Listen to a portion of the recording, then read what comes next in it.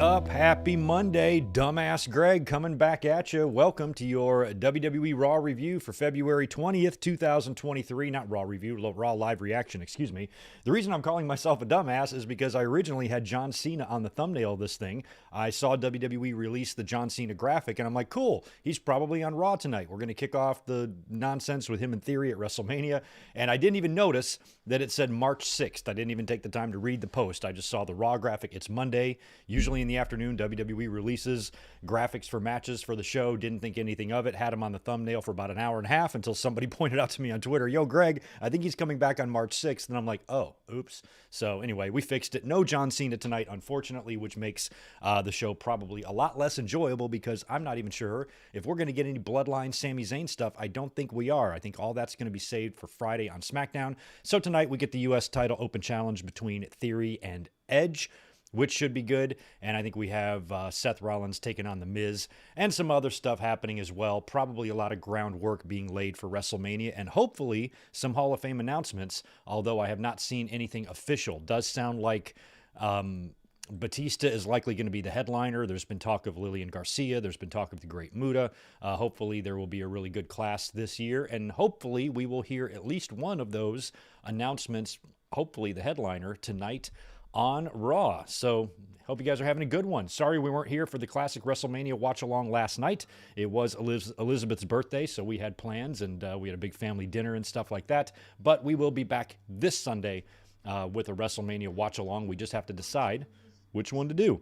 So that's another reason why I decided to come up here tonight. I thought we would have some Elimination Chamber fallout to watch on Raw, and since we didn't get up here last night for any sort of a live reaction, I thought this would be a nice way to make it up to you. So happy Monday to everyone. Blue Lantern, when did I sub to this channel? Did you hack my account? Yeah, I did, and I hacked your computer too, and I see everything on there. You might want to hide some of that stuff, bro.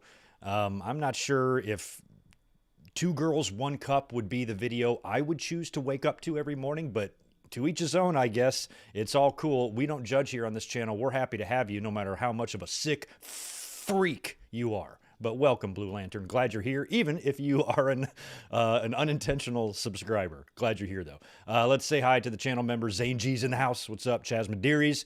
We have William in the house. The Juliet is here. Red Raven Rucker, right on. We got Lugo, Moses, Jordan Smith, Destiny, Blue Lantern, we talked about you. Rodrigo's in the house. Crazy J, Deshaun Robinson's here as well. Good to see a channel member. Deshaun, Matos1489 is here. Transferring Heat, Clone Force. A lot of people rolling in here as we speak and as we are about to kick off Raw, as it is now the top of the hour, and I still have this Chicago Fire crap on. I use a streaming app, so a lot of times I'm just like a minute or two behind. So who knows what we're going to open with tonight. Don't know what Cody is going to do. Not sure. I'm sure we're going to have an Asuka and Bianca Belair confrontation of some kind. I wouldn't be surprised. Probably a Cody promo. And like I said the other night in the predictions leading up to Elimination Chamber, I said if Sami falls short, he should come out on Raw and give Cody his blessing. You know, give him the nod, you know, go take down Roman Reigns, give me a title shot after you beat him, kind of thing, handshake, go get him, that type of thing. I feel like I was way easier on Elimination Chamber than most fans were. I saw a lot more complaining than I was expecting to see, and I didn't think the finish of Elimination Chamber was perfect. I was all sold on Sami. I wanted him to win, but the fact that he didn't, I thought they executed that in a decent of a way. Maybe they could have done more with Jay, a couple things that fans would have done differently, but I certainly saw no reason to be outraged about it. But a lot of people were, so we'll see how that plays into WrestleMania, and if I had said that I personally don't believe that was enough to sabotage the Cody and Roman match. I don't think people are going to boo Cody now just because of that, but maybe I'm wrong because they're going to show a replay of all this. I even said when we were doing the live reaction and the review after the show, I'm like, I haven't even been online. Maybe I get offline here and I go on to, or I leave the stream, go online, and I see everybody's bitching. And I guess they were.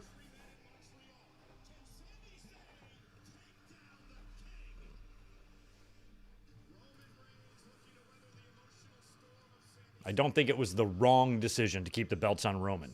considering the champion that he's been and what he's positioned to do. And a lot of this bloodline storyline getting so over, they would have had to disrupt a lot to go with Sami here. But, man, the fans wanted it. We wanted it. Some of those near falls, like that one, unreal.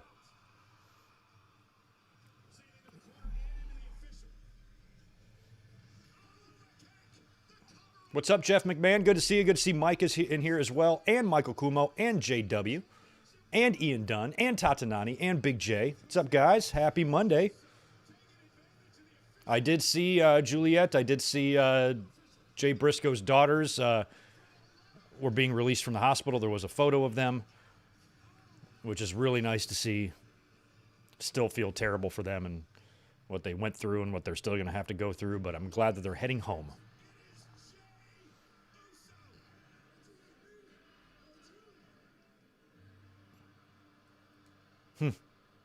Just the recreating of that whole thing. And I think this was part of the problem that fans had with this. And we watched it together. And I think a lot of fans wanted more from Jay. And they didn't get some of the questions answered they wanted answered. But I kind of even predicted that was a possibility. I'm like, I don't think we're going to see which way Jay sides one way or the other here. He feels and he seems on TV leading up to this like he's way too conflicted internally to just make some sort of a definite decision. So he didn't really answer anything here. And then Kevin Owens coming out. Why didn't he come out sooner or whatever? And that was another thing I talked about. I'm like, well, he couldn't have come out sooner if the plan was to keep the belts on Roman, because that would have just sucked. If he came out there to help Sami and then Sami still loses, you had to have Kevin Owens come out there after. Again, things that we brought up in predictions.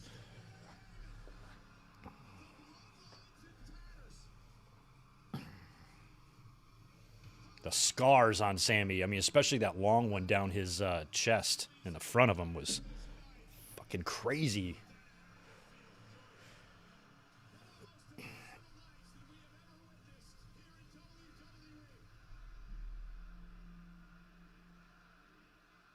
What's up, Vash Starwind? Good to see you. Good to see you, Chiro. Yeah, Clone Force. I thought that same thing. Owens turning on Sami or Jay, whichever one you mean there. Getting heel heat would have been great. Yeah, but Jay making the turn there is what a lot of people were expecting, and the fact that they're kind of dragging their feet a little bit. And we are in Ontario tonight. Ottawa. Oh, Sami is coming out. Maybe he's going to do what I said, remember? Come out and give Cody that approval nod.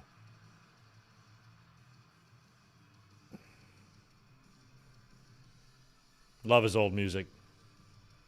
What is the... There's a name for this style of music that Sami's song is. What's it called? It's it kind of reminds me of Never Had to Knock on Wood, that shit. Whatever that style of music is called. That's what this is, I guess, but it fits him. You got nothing to be ashamed of, Sami. And that's another thing that I was okay with the outcome of the Chamber, is because Sami became a man. We watched him do it. The shit he was kicking out of, how hard he fought. I'm looking more at that. Like, I can be okay with WWE not pulling the trigger on that moment, because they're in a difficult spot with WrestleMania and 900-day champion and all that stuff.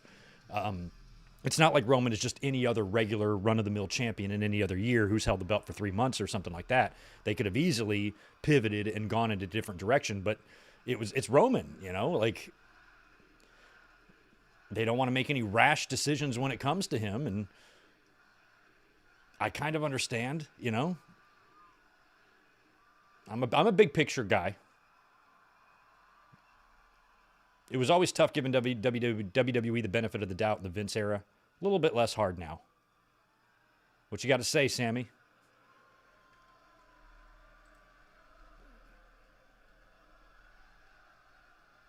Terry Allen Jr., Worlds Apart, Sami's theme. Sami's theme. Yeah, Destiny, I'm with you. I think there's a potential for Jay to have a singles run, too. We already saw Jay was like Roman's first title defense, was he not? So, I mean, he already had some time on his own without Jimmy when he was hurt. And Jay has kind of been on his own in this whole bloodline thing, even though he's tag team champions with his brother. His whole, where he stands in all of this has been a story of on its own, you know, and he hasn't just been going along exactly with what his brother's been doing. And I like that. I like that they're treating the Usos individually, you know. Good ovation for Sami. Love to see this in Canada. He deserves it. I'm telling you, he needs to call out Cody Rhodes and give him his blessing.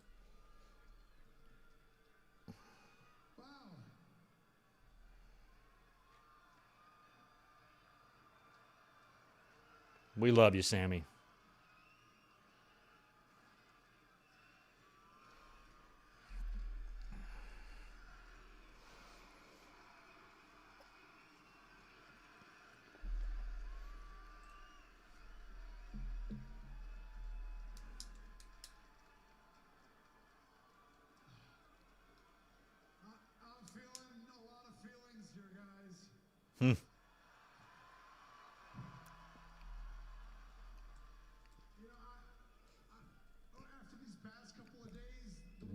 I mean, Sami was a weak and pathetic joke when he was vying for the acceptance of the bloodline. Now, he's a man with his pride, a redeemed man, and somebody that fought and nearly took this unstoppable champion down on his own with no help from Kevin Owens, no help from anybody else, did it by himself. Took everything the champ had to throw at him and more, and foreign objects and outside interference, and still had that dude down with the referee knocked out. There is something to be said for that. That is a story of how Sami has grown and evolved through all this too.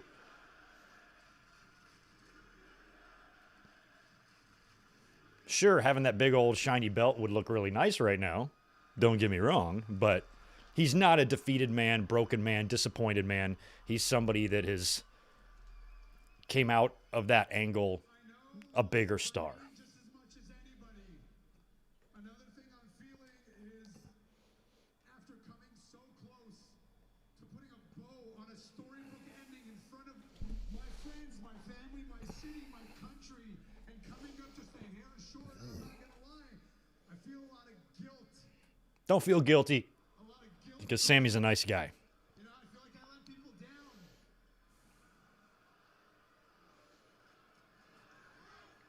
Somebody brought up a good point. One of the leading candidates to buy WWE right now apparently are a group of people that doesn't even think Sami Zayn should exist. Think that played a role in the decision?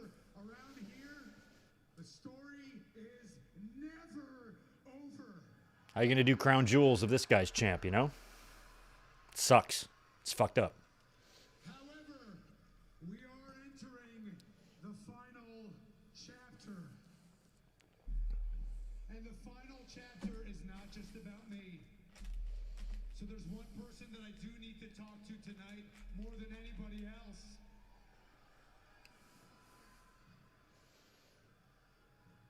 So Kevin Owens. Oh, he's calling. I was about to say, he wants to talk to somebody. I'm like, it could be Cody, it could be Jay, it could be Kevin. It's Kevin.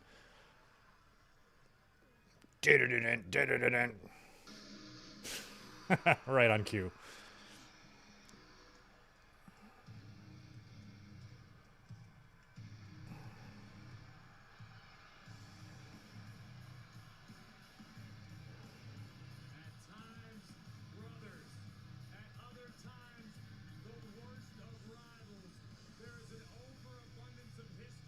I'm kind of curious what's going to be said here.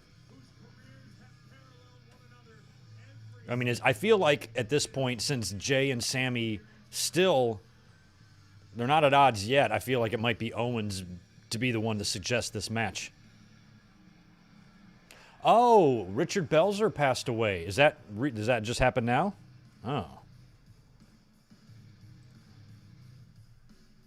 Oh, yeah, bummer.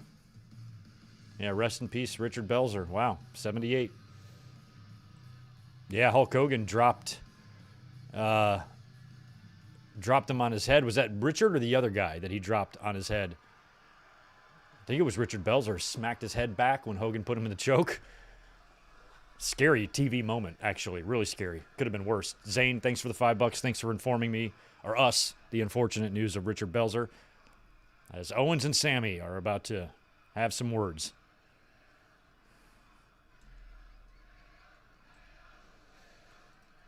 You know,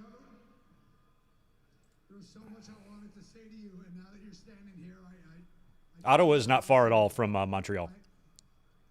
I want to say I mean, it's really close. thank you, I guess. I want to say I'm sorry, but I know we're kind of past the point of words at this point, right? Let's be honest, things have gotten a little messy, right? I mean, there's a lot of things you said that I said that has been done here that I don't know if there's any coming back from. I know. But here's the thing, Kevin. For months and months, you have said that there's only one thing you care about, and that is taking down the bloodline. And I know you better than anything. When you get something in your head, nothing stops you till you do it. But here's the thing, Kevin. Now I have a mission. I will make sure that if it's the last thing I do, I will not rest till I see with my own eyes that Roman Reigns and the bloodline come crumbling down. All right, well, Sami's on board with taking down the bloodline so far. But here's the thing. You couldn't do it alone. And I couldn't really do it alone. But I do think that there's only one way to get it done. Together. And that is if we do it together. I mean, at some point, we got to get a Cody, Sami, and Owens versus Roman and the Usos 6-man or something, right?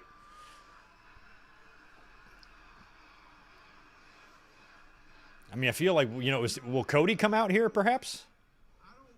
I don't think he needs to, but he could. Okay, because Saturday what I did, it had nothing to do with you. I didn't do it for you, you know who I did it for? I did it for my family. Because Saturday they were in the front row, but in the Royal Rumble, they're all sitting at home and they had to watch me get the hell beaten out of me by the bloodline while you stood there and watched it happen, by the way. That's why I did it for me, because I needed to hurt the bloodline. I did it, I did it for your family, your wife, your dad, your son, so that they wouldn't have to watch you get the hell beaten out of you like my family have to watch it happen. So Kevin does not seem too pleased that Sami took his time at the Royal Rumble. The bloodline for months on my own. And as far as I'm concerned, that's fine, and that's the way I'm going to keep fighting them. So Owens is not going to be on board yet. It's going to take some time to get Owens to agree to this. Everything I said back in November after Survivor Series, I told you I was done with you, and that stands today. But hey, guess what? If you need help taking down the bloodline, just ask your buddy Jay. Oh, wow. Yeah, Owens is like, ask Jay to help you. I'm not doing it. That's cool. They're not going to get it yet. I feel like, you know, plus we still think, you know, we still don't know about Jay. I feel like Jay and Sami have to be officially at odds before that match happens. You know, it's like in Karate Kid 3, you know, Daniel wants Miyagi to train him and he won't do it. And it takes something to happen to where Daniel's like, now will you train me? And he's like, okay, you know, so maybe Jay turns and just Sammy's just getting annihilated or something's happening. Kevin Owens just can't take it anymore, makes the save and says, okay, me and you, Usos, WrestleMania. They'll drag it out. They'll give us a moment on TV. I'm cool with that. So. Ooh, ding dong hello. Who's the guest? Oh, Damage Control. What a fucking surprise. I'm just going to have my own friends.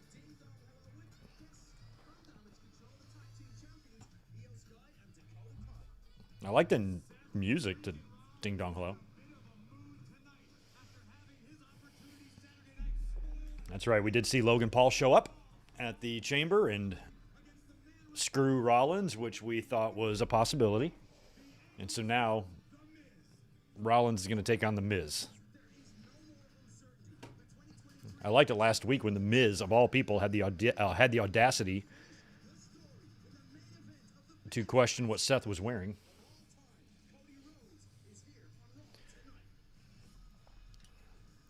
Now we're going to get a Baron Corbin attack here on... So an emotional night here on Monday Night Raw. Sami Zayn addressing the WWE Universe.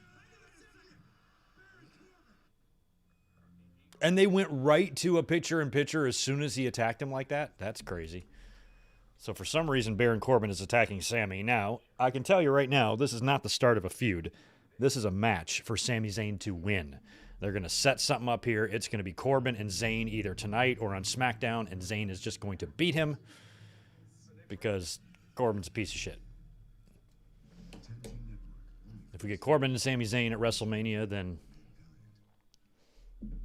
I'll change my name to Wendy Richter. Legally.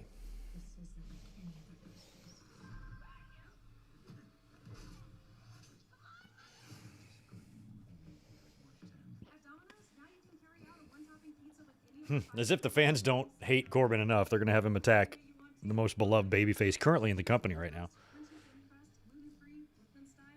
Now it's time to give Sami Zayn a couple of wins, you know? I mean, he fought hard against Roman Reigns. The next time this guy gets in the ring in any one-on-one match, he needs to be winning that. And here he's fighting back on Corbin now. I feel like we'll just get Sami and Corbin on this very show. Maybe it'll be an impromptu shit when we come back. Now Sami has attacked Corbin. The referees are trying to pull them apart. I feel like maybe Adam Pearce is going to come out and say, you and you in the ring one-on-one, and we just get that match right here. Oh, nope, here comes Jamie Noble. Here comes some officials to try to break them up. Still don't really understand the motivation of Corbin attacking Sami here, but whatevs.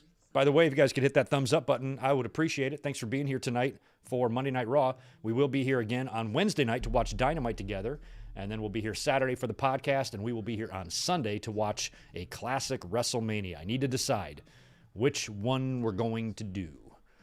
We did WrestleMania 4 last. I do want to do WrestleMania 3, but I don't know if I want to do 3 and 4 back-to-back. We could. But we'll think about that this week. I'll put a thumbnail or a link up the next couple of days once I decide. We did watch, have we watched WrestleMania 8? I'm looking through my watch-alongs. We watched 7. We've watched a lot of WrestleManias, y'all. We've already watched 4. We've watched, what else? I'm going through them. We've watched 4. We've watched 7. We've watched 18, 21, 10, 17, 19. WrestleMania 6 we have watched. And I think that's it. So we have not watched WrestleMania 8, but we have watched 7. We have not watched 3, 5, 8, or 9. No, we haven't watched 1, 2, 3, 5, 8, and 9 of the first 10. So those are the first 10 that we're missing there. Could watch WrestleMania 14, 15, or 16. I like all of those options. We'll think of one. Maybe we'll do a poll, something like that.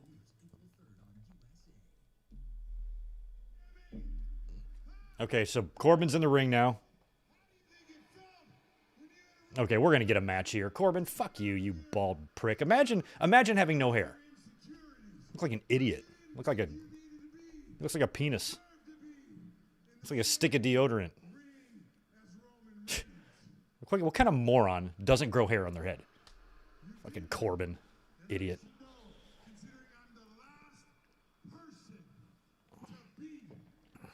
Rodrigo, I don't want to watch WrestleMania 20 alone. I want to watch it with you guys. He's telling me to watch it alone. Okay. He was going to embarrass you, and he did. He destroyed you in front of your family. I thought we watched WrestleMania 20, actually, but I guess we didn't. This was just pathetic. You came out here and begged for Kevin Owens. Your so-called best Come on, just get to the match. We know we're going to get an impromptu here. None of this shit would be going on if you weren't going to have a match. talking to you. You need to hear this. Your story is over. You embarrassed yourself, your hometown,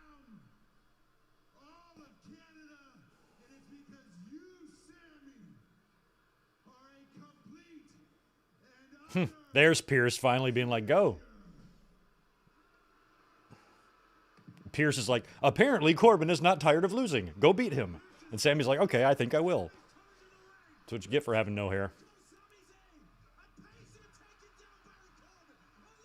I mean, Sami Zayn's got to be a bit sore on the sore side, you would think.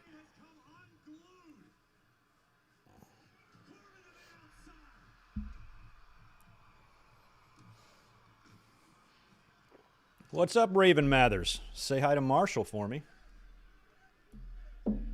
Right on, Barry. You watch WrestleMania 20 alone. A couple years ago, before I started doing the watch-alongs back at the old apartment, I recorded a reaction of the main event, I think, is what I did when I was kind of testing in a very primitive way how to do watch-alongs and stuff on the channel. I think I did one there, so we could do the whole show. I don't know if we'll do it this week, but I think WrestleMania 20 is possible. WrestleMania 30 is possible as well. We got a lot of good ones. 16, 22, 23, all those we could watch.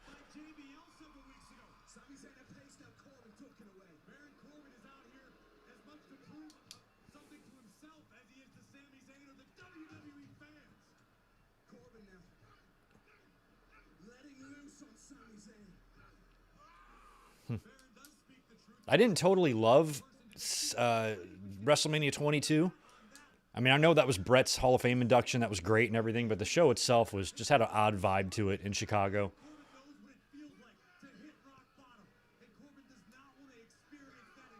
But Foley and Edge was awesome. Shawn and Vince was awesome. It was good to see Ray win the title, even though it was completely, manufactured. Cena retaining, I got a huge kick out of. But the Undertaker's match was kind of, nah. I don't remember anything good for the Intercontinental or IC, or tag team titles. I don't even know what they did. Carlito maybe, and Masters, something like that. But the following year, they would go back to the stadiums, and they have not left.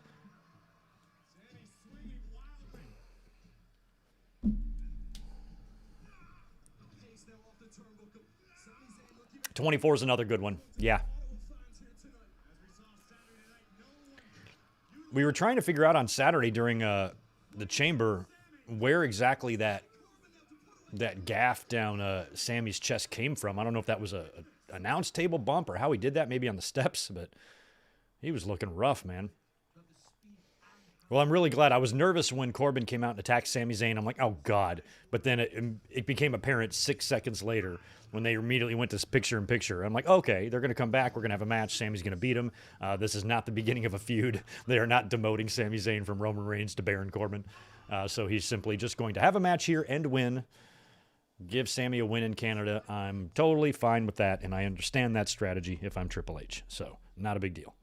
At Domino's, we took all the best things about pizza and put them on our new crispy loaded tots. Melty cheese, melty cheese. Mouth-watering toppings, mouth-watering toppings. Potato. Can't believe I thought. I was so mad, too. I was so ahead of the game. I had my link posted. I had my overlay done. John Cena was on it. I had John Cena on the thumbnail, and I'm just kicking back, and Elizabeth comes in the room. I'm like, yeah, Cena's going to be on the show tonight. And then somebody tweets me, is he going to be on the show tonight and March 6th? And I was like, oh, crap. And then I just was an idiot and did not realize that the advertisement, the Cena graphic for Raw, was not for tonight. It was for March 6th. So I created more work for myself, which was a lot of fun. Very annoying. But we got that squared away and figured out.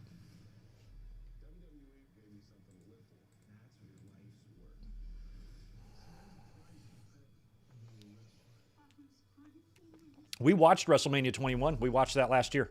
It's up there on the channel now.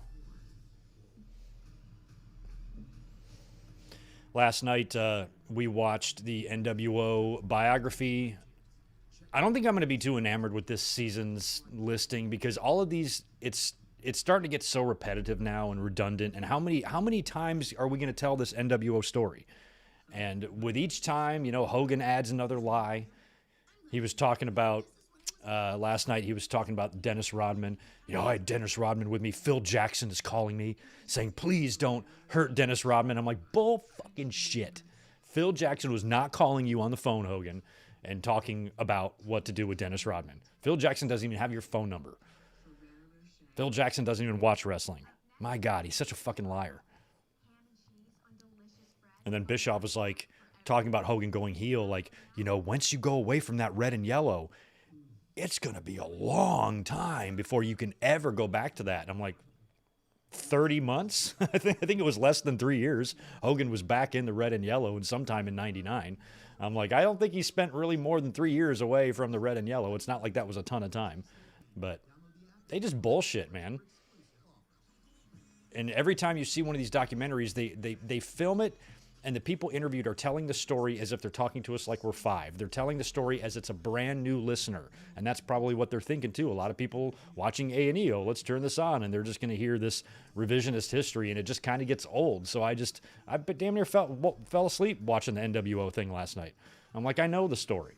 And then Hogan and Andre was kind of a lot of the same thing, except that was maybe a little bit more enjoyable to watch. So the next biography, I think, is on Jake. That actually will be really good.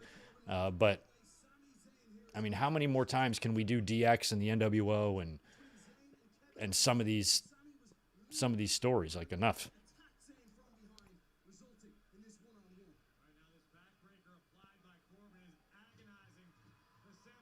Phil Jackson called me. My God, Hogan. Shut up.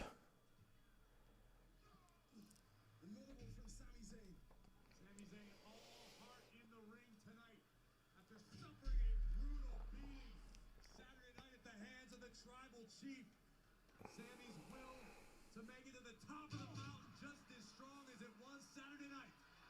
We're Canada's favorite son right now, displaying his unbreakable resolve here in Ottawa. Come on, Sammy. Haluva this bald bastard to hell.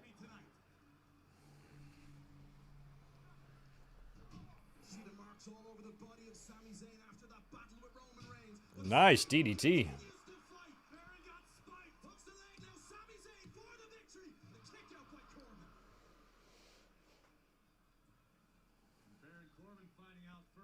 Yeah, Barry's just waiting for Ding Dong Hello.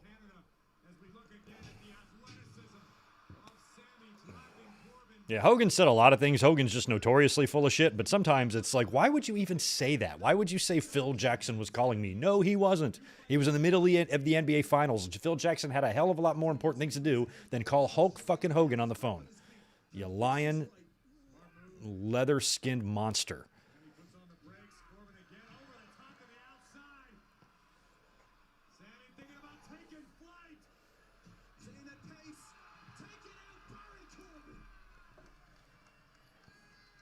Good job, Sammy. Keep it going.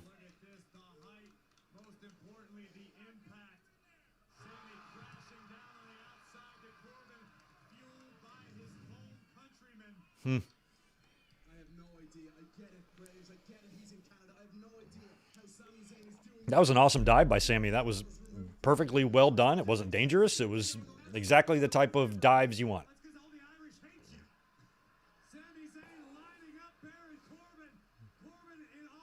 It's those reckless dives you got to be worried about. That was a very well-protected clothesline, too.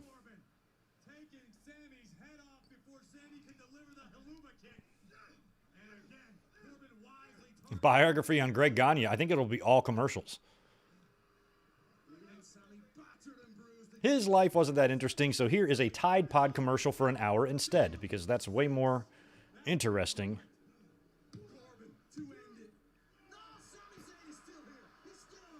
I think Greg Gagne, the baseball player, was a better baseball player than Greg Gagne was a wrestler. There's 2 of them.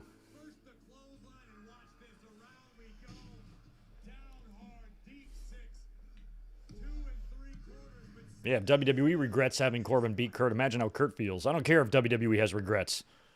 I have zero sympathy for them. They should have regrets. I hope it bothers them. I hope it keeps them up at night.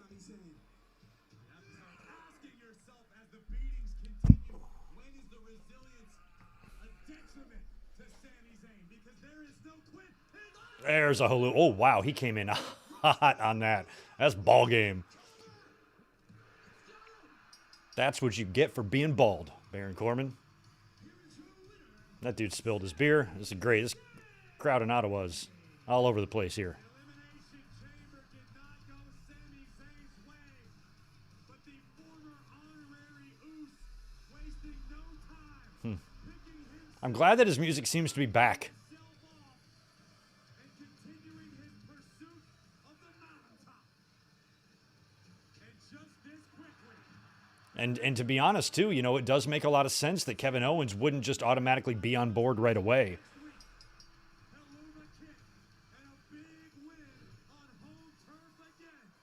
Sami Zayn left that indelible mark in Montreal, and he's doing it again tonight in Ottawa. Tonight was a big night for Sami Zayn, but Sami may not be the only Canadian Come on, Sammy, just keep building that momentum. on Monday Night Raw. Yeah, that's right, Graves. At Elimination Chamber, Hall of Fame couple, the great couple, Edge and Beth Phoenix, their long-awaited chance for revenge against the Judgment Day.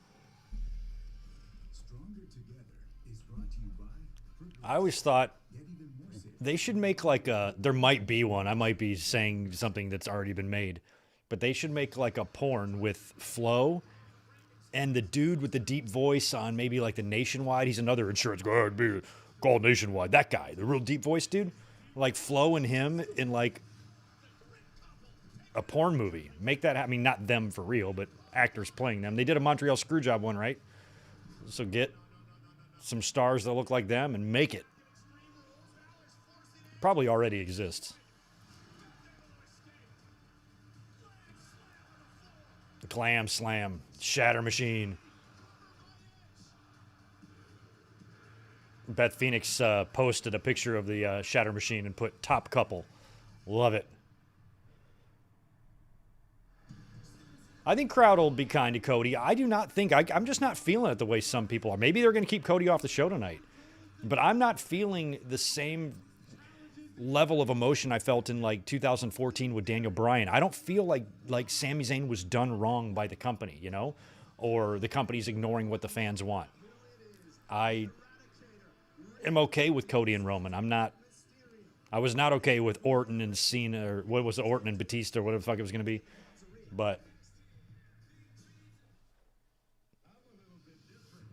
I'm okay with how they booked it on Saturday night. So this one will probably be pretty good. I'm interested to see this Jake Roberts one. I mean, WWE must have gotten permission from AEW, right? I mean, we saw Sting on the NWO one last night. This whole episode is about Jake the Snake Roberts, who's still with AEW from what we understand. And again, we're going to get that Mankind and Undertaker rivals thing, which is great. But, I mean, how many times do we have to hear the story of the Hell in the Cell? It's been 25 years. We get it. He fell off. It hurt. Good God Almighty, he was broken in half. We know. We know all about it. I don't know why we're telling that to us again. When I got, look at this shelf back here. There's at least 10 DVDs back here, at least 10, that has that match on it. So, what the hell? I could do without these K Jeweler commercials. And he came and talked to my father, or what? You know what I'm talking about? Ugh, they're horrible. Barf.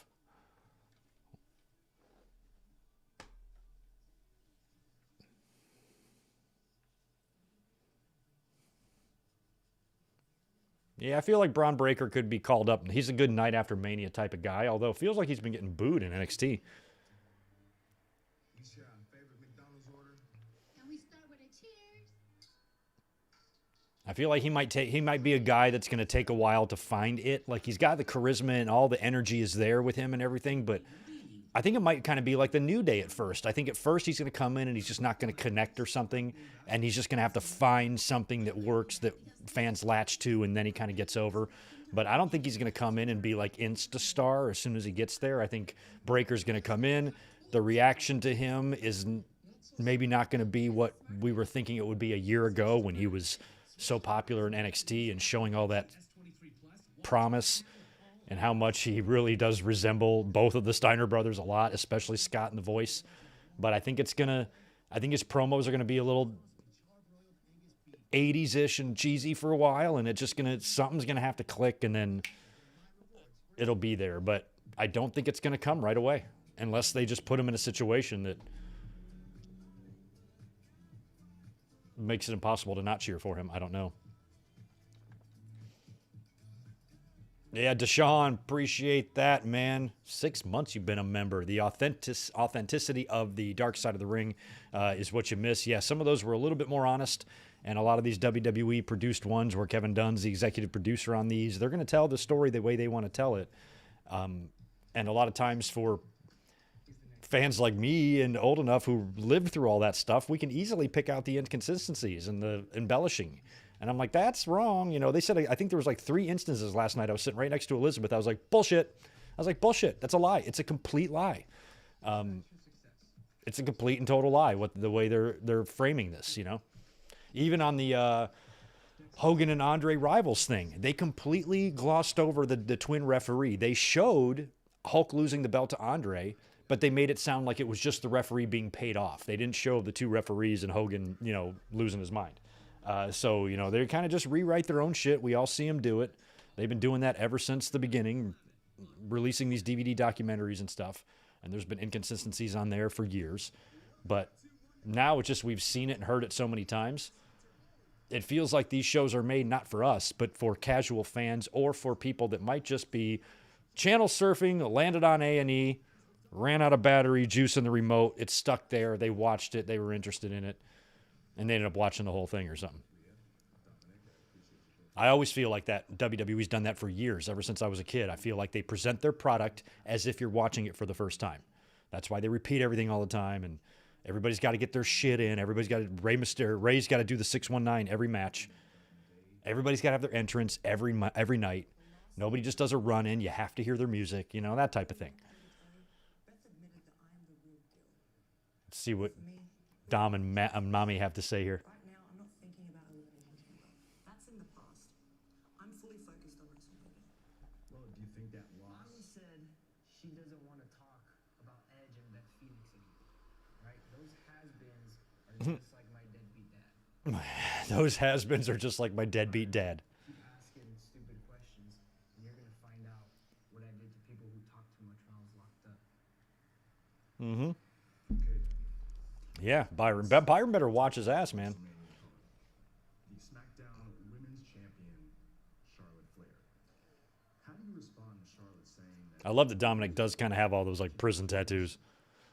I think that's just in now for kids. Everybody wants the sleeve, right? Look, Charlotte can keep living in 2020. But the only reason that she wants to keep talking about what happened 3 years ago is because she refuses to believe what everyone else can see.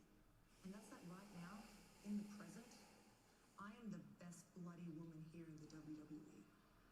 And as for I hope she murders Charlotte. the only lesson here, See those pictures of Charlotte yesterday at the NASCAR race? so if Charlotte Flair wants to put me in my place at WrestleMania, then good. Because my place is standing on top of her crumbled queendom when I walk out of WrestleMania. I like all the little tools on SmackDown. Rhea's necklace. A hammer, an axe, a knife. Looking ahead, what can we expect this Friday when you go face to face with Charlotte Flair on SmackDown? Dominic, how short can one man's pants be? I mean, my God. I think my dad has a match that Friday. Why don't I tag along with you and wish him good luck? It's a great idea. Byron, we're done here. Bye, Byron. They're off for some chicken tenders and ketchup.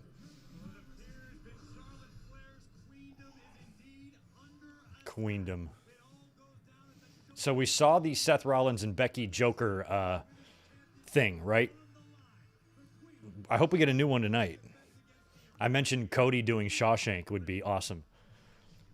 Cody crawled through a river of shit and came out clean on the other side. It would be so perfect. Be a little bit below the blow, though, or below the belt on AEW. But it would be pretty funny.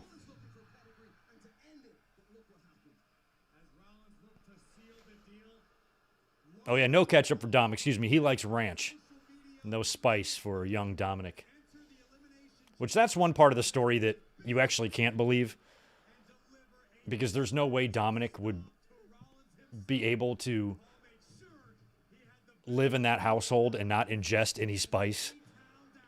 I work alongside with a lot of Mexican dudes in the restaurant and stuff, and anytime they make anything, shit that they don't think is spicy will knock me on my ass. You can't not get spicy food if you're Dominic. So Dominic should be the opposite. He should have built up quite the tolerance. Some of the shit his mom has cooked for him before, I'm sure. Probably had jalapenos in his baby bottle. They like the spice. Dominic is more reminiscent of moment of silence for Kathy Kelly.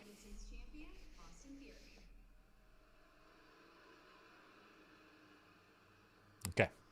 Austin, how are you feeling heading into tonight's title defense against Edge, knowing that you successfully defended your Please hold. Kathy Kelly's on the screen. grueling Elimination Chamber match just 48 hours ago? I'm banged up. I can feel it. But here I am, like I always am. And why is that? Because I'm the champ. I stepped inside the Elimination Chamber. Why is the camera on this guy with the belt? Back on Kathy Kelly, please. Who is this again? What's his name? Austin something? He is the WWE US champion, whatever that means. Oh, there's Kathy. Okay. Oh, she's gone again. Damn it. What's really bothering me is the headline. It doesn't say Austin Theory is the now and the forever of the WWE. No. Oh, maybe he's the now champion or the forever champion. He said something like that. Back in 2 weeks to Monday Night Raw. You know what that headline should say? Who cares? Where's my respect? Where's the work that I put in every week? I don't know. You're the US champion. That's not bad. Open challenge tonight. That's already been accepted by the rated R superstar Edge. And that's great. I love that. Because I get to be a Hall of Famer in his home country, crappy Canada. And then after that, I'm going to continue my forever reign right on to WrestleMania. And my legacy will stand over everyone. Because Okay. this title, Wrap it up, please. how's that for a headline? How's that? It was rude. Okay, so the US champion, Austin Aries, or whatever the fuck his name is, came in and completely interrupted our Kathy Kelly time. I don't know who that guy is, but I hope he never wins a match again. Fuck him. Anyway, I was saying Dominic, he more resembles like a little spoiled white boy. I see a lot of them coming into the restaurant too.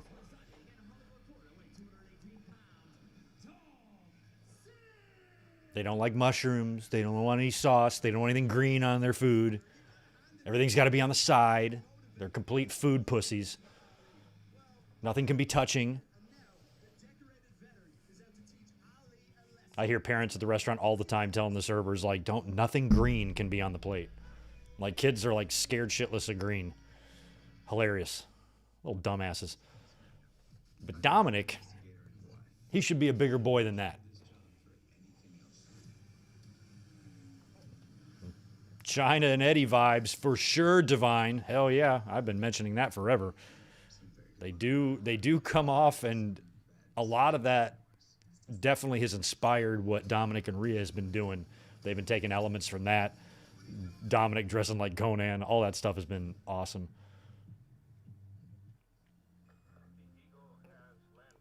Who doesn't like sauce? Kids don't like sauce, unless it's ranch or ketchup.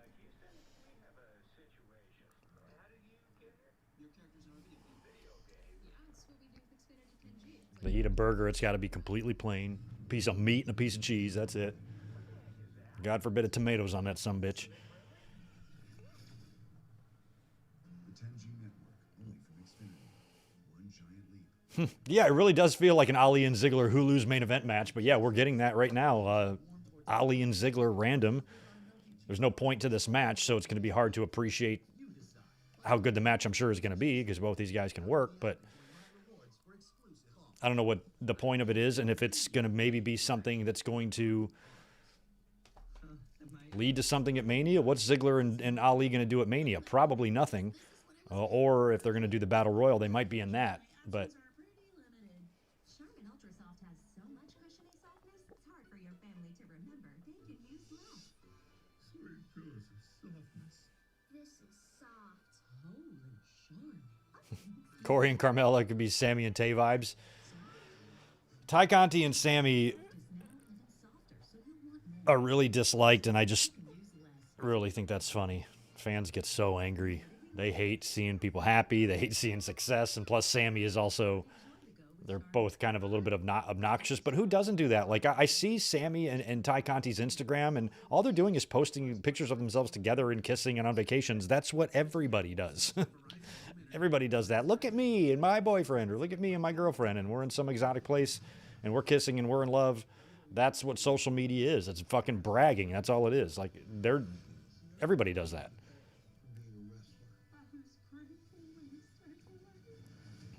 But Corey and Carmella, they're equally as obnoxious.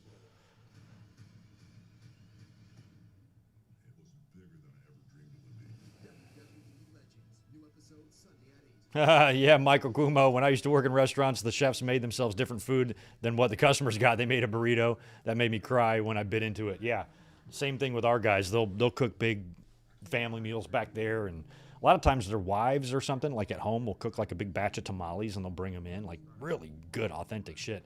But anytime those guys have made me anything, like sometimes a chef would ask me, hey, you want any food or whatever? And like, I was like, yeah, can you whip me up some pasta? He's like, sure. What do you want? And I'm like, whatever, man.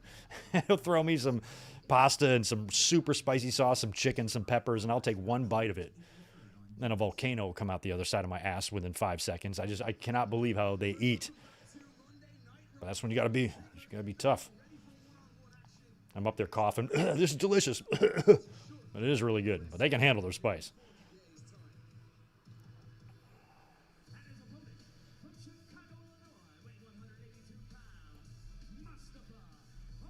Come on, Ali. I'm smiling. Is he being kind of an asshole? Look at him. He goes, I'm so thankful to be here. He's almost being like condescending. See, I'm smiling. That's because Dolph said that. I forgot. I think Dolph recommended he smile. If you're as good as you say you are, which I know you are, and you know you are, we all know it. Make it happen. You think if I drink enough milk, take enough vitamins, say my prayers, you think things was like, no, seriously. First of all, milk is disgusting. Prayers don't work. And I don't know what kind of vitamins. I mean, Flintstones are pretty good. They're pretty dope. But She's not getting through your thick skull. I guess the only way someone can get that through to you is to beat it. maybe a multivitamin. That way you get vitamins, plural, in one. But I don't think any of those three things are going to get you ahead in life.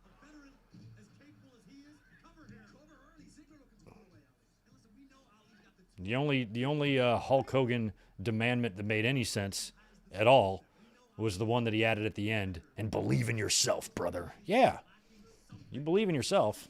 I do think you can accomplish stuff. But you can't accomplish shit by drinking milk. That stuff's disgusting. Any milk fans in the chat? I have been so anti-milk ever since I was a kid. I have like a extreme hate. I'm milkist. I'm racist against milk. I fucking hate it. I don't want it anywhere around me. Here we go, Ziggler, lining it up, thinking about a little sweet. I'll commit a hate crime against milk. I'll take a fresh gallon of milk and just smash it on the pavement, just for no reason, just because I hate it so much. When I was a kid, I used to have battles with my mom. Like, I couldn't leave the table. Like, this is before I was, like, 8 years old. Couldn't leave the table until I drank my milk. And as an adult, we've had conversations, and she's even admitted that she felt really guilty. You know, and she goes, we just, you know, you were our first child. We thought that milk was important and you needed your calcium, and we should have respected that you just didn't like it. And I'm like, I hated it. It literally made me gag. I hated the taste of it, and they forced me to drink it. I kind of held a grudge about that for a few years until my mom finally admitted they were wrong. I'm like, you should have never made me drink that shit. It was horrible. You want me to have calcium? Just make me eat cheese or something. Just keep milk away from me. I think Dolph's like rocking the all pink here.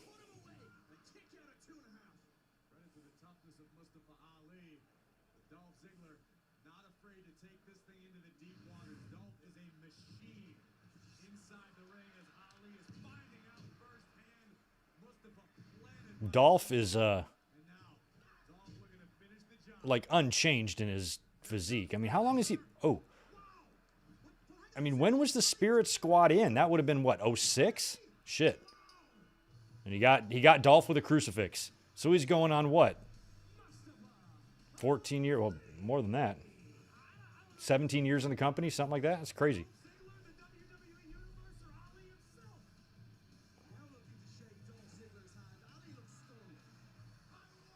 I won.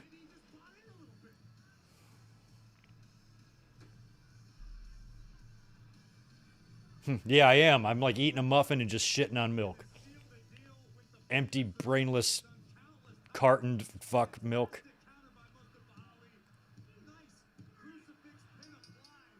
I'm trying to run a business here, and this milk is getting in my way. Look at Ali showed Dolph. He's like, yeah, suck a MC. What's gonna happen now, Dolph? Maybe we could do a best of 32 or something like that. Or 31. I think it's going to be an odd number, right? Moment of silence for Kathy Kelly.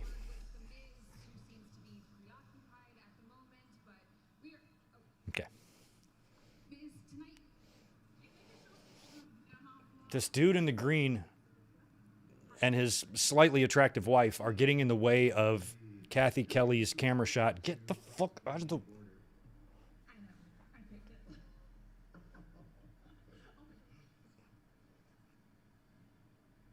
What is he opening? What does it say? Read the room? Read the room. His game-winning half-court shot. You missed that. It didn't count. Kathy is not for you. This news is to be broken by a world-renowned journalist. Oh. Me on Miz TV. I'm gonna save this for next week. So Miz just insulted Kathy Kelly. Tonight is about us. I'm going to need his address. Guys, just DM it to me. Let me know. Also, do you know where I can buy a chainsaw?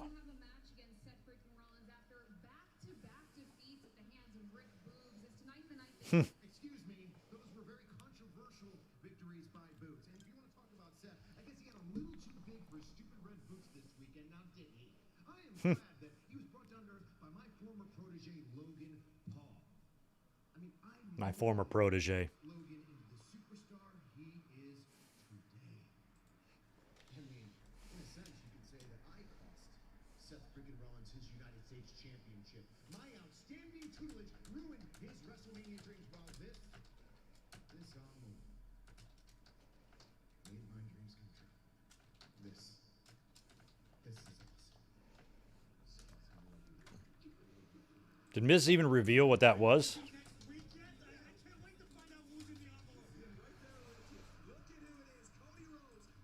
There's Cody. We knew we'd see him.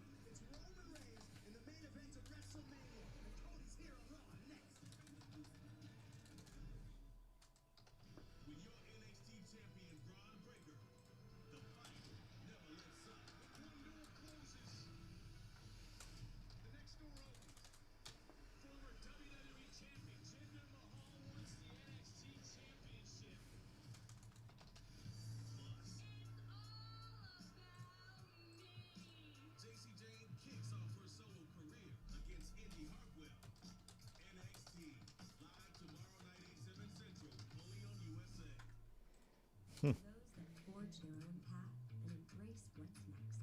NetSpend All Access is reinventing mobile banking to fit your lifestyle. Manage your money on your terms, anytime, anywhere. Move your financial future forward with a NetSpend All Access account. Get the FDIC insured NetSpend All Access. See, I don't know what's in this envelope. It was gold, so I don't think he's gotten a ticket to the, what's it called, the Neverland Ranch or the Willy Wonka place or whatever.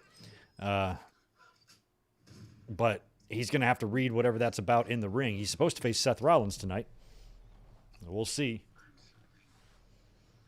Will Roman interrupt Cody here? I don't think so. I don't think we're going to see Roman Reigns. I feel like WWE would have advertised him for Raw tonight to pull that number. So I'm going to vote no on Roman. I say he's not here. Good to see you, Zach Palgett. Thanks for chiming in with all those emojis.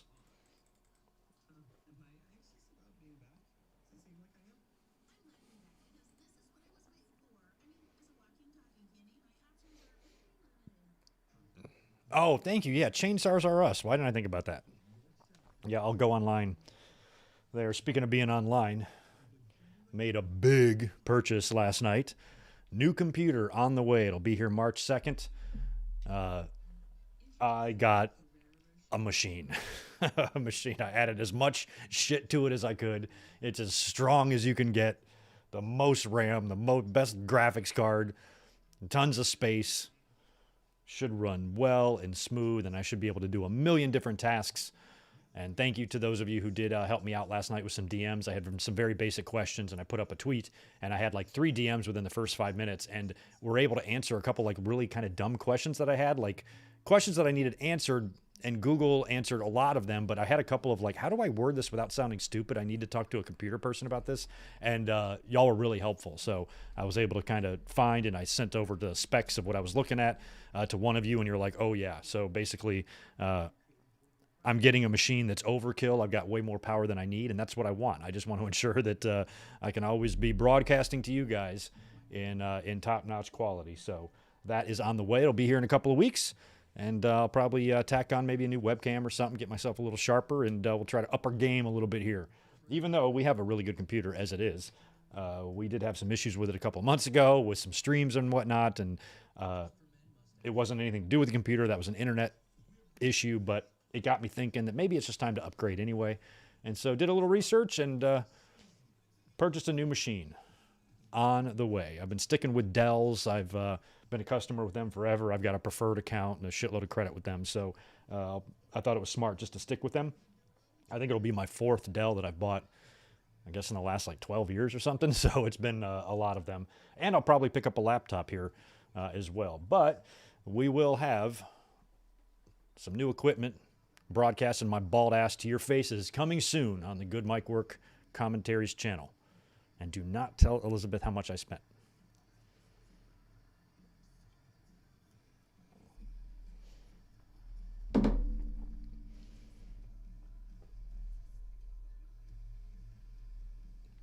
Barry, it's just a letter about the Miz's taxes. If Miz has never paid his taxes, then Miz is going to jail. Dominic is going to have to give him some pointers on how to cope with life in prison, because I'm pretty sure you cannot go that long without paying your taxes, or they'll get you.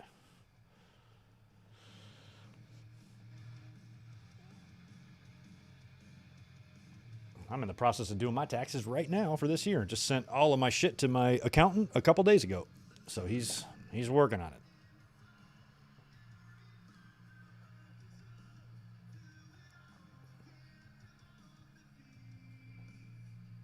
I get to write off my trips, like Double or Nothing last year, all the wrestling-related trips. I gave him all my expenses for that.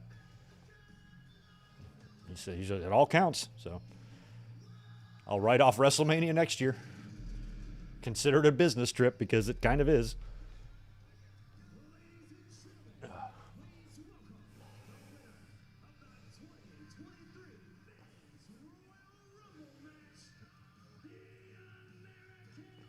The American Nightmare. Yeah, Max. Max knows what's up. You guys know the rule. 1,000 likes. My next stream, I do it in a bikini. Haven't reached that 1,000 likes yet on any stream that I've. We've had 1,000 likes on a few videos, but none that I've given that ultimatum.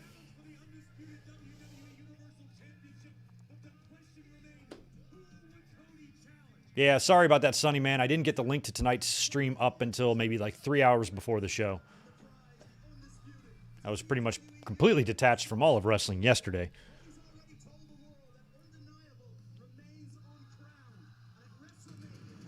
Crowd seems to be treating Cody just fine. I think the crowd would be assholes, to be honest. I mean, I know that Elimination Chamber wasn't perfect for everybody, but I can't imagine anybody thinking it was like the worst thing they ever saw or the worst decision ever or just shitting on it like crazy, and they're turned off completely about WrestleMania. I didn't get that vibe from the show the other night. And I think if people are feeling that way, then they got some emotional problems, man. They need to check themselves into a facility, because it ain't that bad. I'm into Cody and Roman.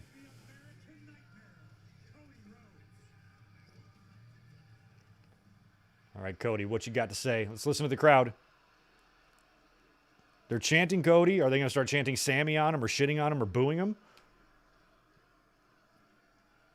I think Cody should at least bring up Sami. Maybe. Or maybe feel it out.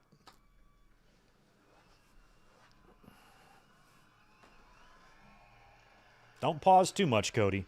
I kind of like when wrestlers are looking for that long reaction.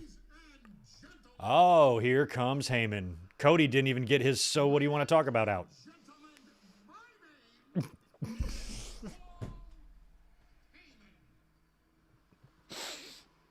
No, he's not in a neck brace from the stunner. Owens hit him with a stunner, right? Sir, where are you? Where are you? I'm right here backstage, sir. I'm backstage, he says. Oh, you're here, so you might as well come out here. Everybody wants to hear what you have to say. Come on, Mr. Heyman. I did like that Cody said that. Where are you, sir? The neck brace is awesome. Cody, I don't know if you're He's aware of this. mic'd on the top of it. I was mauled on Saturday night by a chaotic and subject to the miserable Canadian healthcare system. And what should have been a celebratory weekend for my tribal chief ended up a tragedy for the wise man. For the wise man, a tragedy. That's a shame. I assure you, Poor Paul. the true tragedy of this story that you want to finish will befall, sir, upon you. No, please, hear me out on this one. The American flag on the Toronto in Canada? What do you mean, like in Cody's logo? Man, That's not weird. face as close as I am willing to be to face. You can't beat Roman Reigns. Ooh. You can't beat them. Oh, Or him. they can boo all they want, but let's go on the hypothetical. Let's I mean, really hypothetically, I would kind of think that Roman would beat Cody too, you know? say Like, Cody obviously is a star and he's a main eventer, but smile upon you. The devil collects my debt. Let's WWE is positioning him as a top main event guy capable of beating anybody, but Rhodes beats the tribal chief Roman Reigns for these championships. I still think Cody should beat him. I can see a world where Roman retains. I actually can, but What will your life be like? Cody could create a hell of a legacy here. Ever heard the phrase indentured servitude? Now, I know what everybody's thinking right now. Well, that's not the lifestyle of the tribal chief Roman Reigns, but that's because Roman Reigns has special counsel. Roman Reigns has the wise man. Roman Reigns has Paul Heyman. If you defeat Roman Reigns for these championships, which you won't, but if you do, you won't have Paul Heyman with you, will you? Maybe Heyman could leave Roman for Cody. So let's do the math, playing to this notion that Cody Rhodes defeats Roman Reigns. What will your life be like? First of all, 200 days a year on the road defending these championships. 40 to 50, let's mark it up. 50. 50 days a year doing charity appearances and red carpets. Now we're at 250. 30 days a year overseas promoting the general brand of World Wrestling Entertainment. Now we're at 280.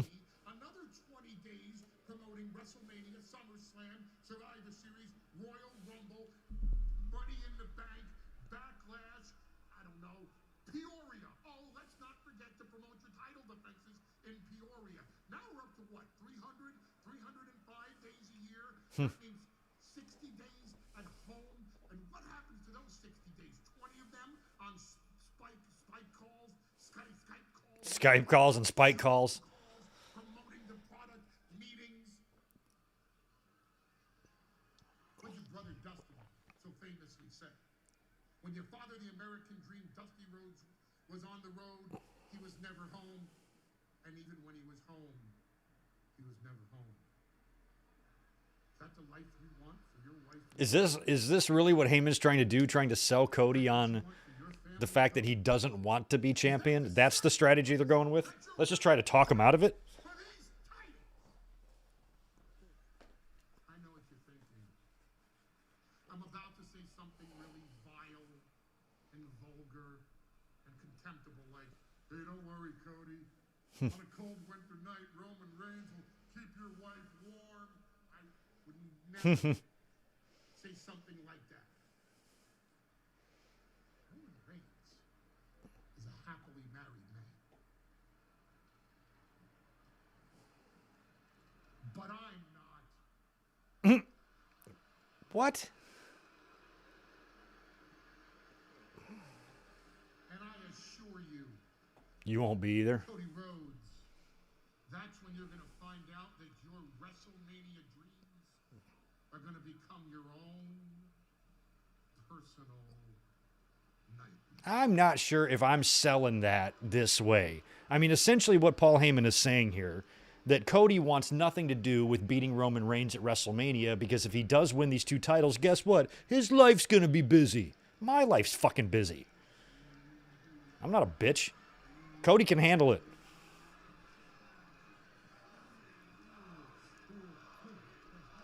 I mean, that's an absurd type of thing to say. Citing Dusty never being home. You know, like Cody's going to be like, you know what, Paul, you're right. Forget it. I don't want the title shot. Give it to somebody else. Seen this play before. Do not sin this man again. We haven't come face to face yet. We probably will, and it will probably be very soon. And I will say the same thing to you now that I'm going to say. I like that Cody said that. Don't send this fucking guy again. Come talk to me if you want to talk to me. Without a doubt, the greatest WWE undisputed universal champion in the history of the company. You are the current best champion in all of sports. Like, what if Cody did say, you're right, Paul. Forget it. Puts the mic down and leaves. To finish the story.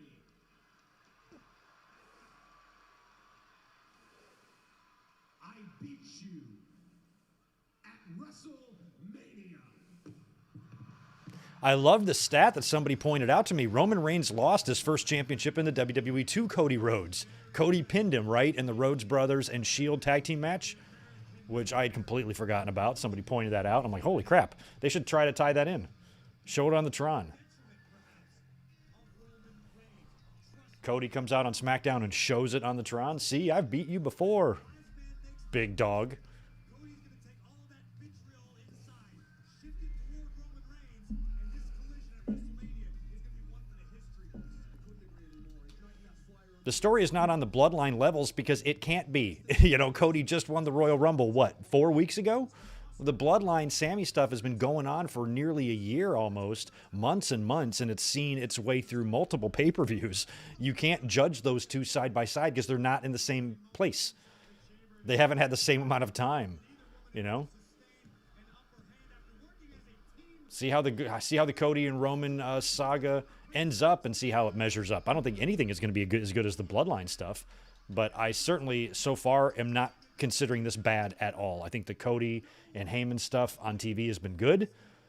I liked Cody laying down, you know, the law here, saying enough with this Heyman shit. You and I need to come face to face, and enough of this BS. It's progressing. You have to allow it time to do that, you know. It's not just going to happen overnight.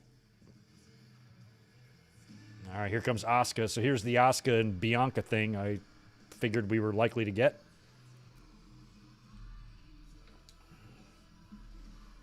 Really glad to see Asuka coming out of that Elimination Chamber match. She really felt like the only possibility that made any sense. 2 nights ago, this woman endured the Elimination Chamber and emerged victorious. There is no rest for the weary. There certainly is not. The Well, yeah, if you're comparing stuff to Bloodline levels, it's going to be rough. But not being as good as the Bloodline does not mean bad, you know?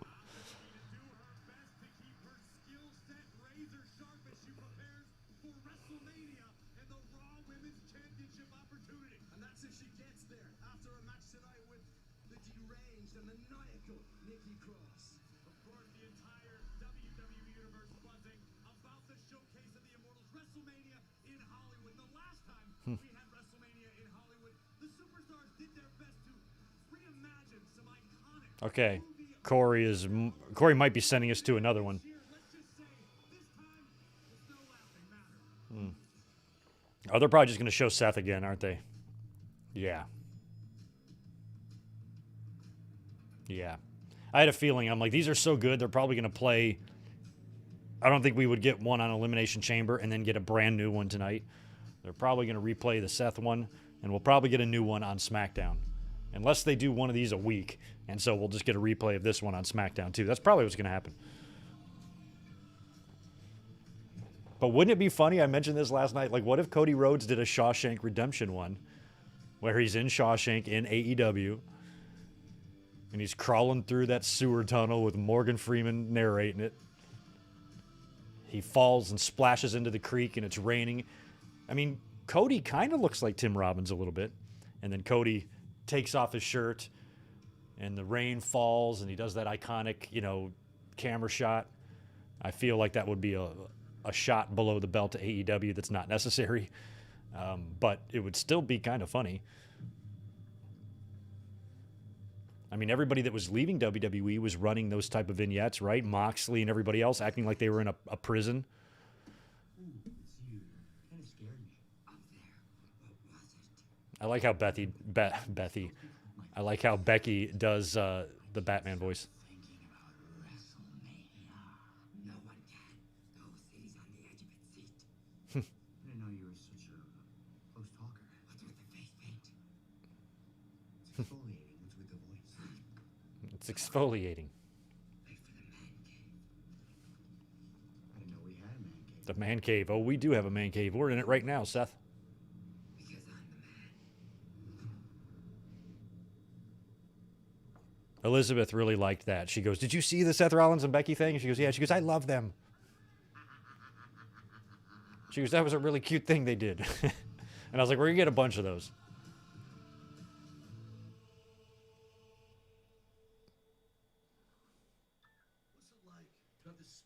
Does anybody in the chat going to WrestleMania? I have two specific questions for you. I need to know if you're going to three specific questions. Number one, if you're going to WrestleMania, if you have a 2-day pass, and if that 2-day pass is in your phone wallet yet. Because I have a question about how it looks. Mine looks weird, and I just want to see if anybody else has that. So let me know yay or nay, and I'll let you know my issue.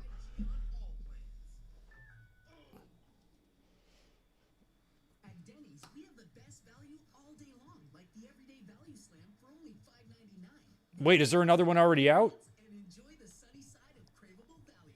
$5.99 Oh, Dominic doing Shawshank would be pretty funny as well. at Denny's. That would be good, Jeff. Introducing But the Ferrero Rocher chocolate. the Bloodline already did a Goodfellas one. They did it with Roman doing, the laughing bit with Joe Pesci? That? I didn't even know that. Worth celebrating. Ferrero Rocher.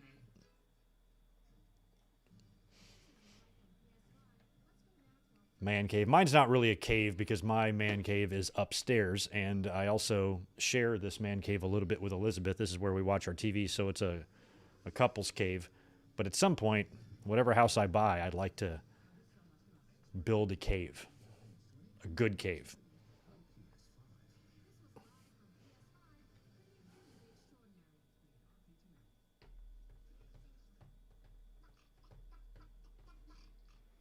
So when did they do this? Is there a video of that? Is that new, or is that something they did a while back and I've somehow missed it? So he did the whole funny how? What, like I'm a clown, I amuse you? He did that whole thing? How did I not see this? Unless it's just released or they just did it. I don't know. I am out of the loop lately, man. Shit, I thought John Cena was on the show tonight for half the day. Until I'm like, oh, I have to remake an entire thumbnail and overlay. How lovely. I'll be right back. I'm going to grab a beverage.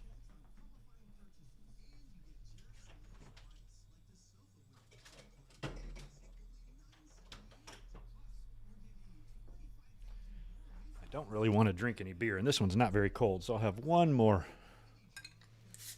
Oh, they showed a short clip on the pay-per-view, and I didn't see it? What was I doing? I must have just had my head turned away. There was a clip on Twitter earlier today, from WWE? Let's search this shit. Scrolling down.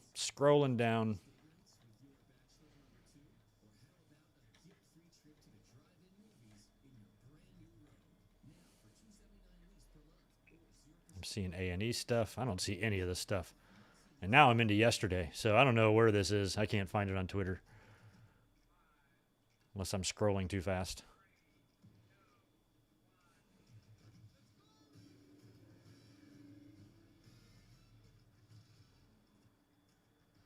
Yeah, I do not see that, but...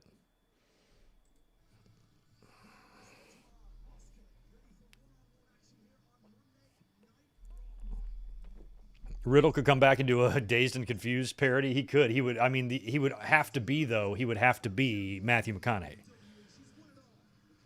Because that movie doesn't really have a plot. Really. Kind of does, but not really. But it's got characters. And Matthew McConaughey is a character.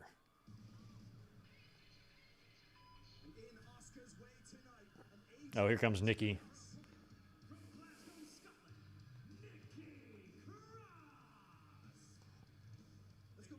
I've never had to run that fast towards anything since I was in high school.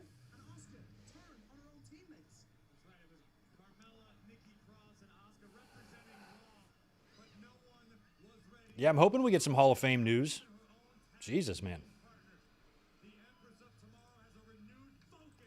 If anybody hasn't hit that thumbs up button yet, I would appreciate it. Welcome to all the new subscribers, too. Been a good couple of weeks on the channel. Knocking on the doorstep at 35K. Took forever to get there, but we're about there. A couple of videos still blowing up.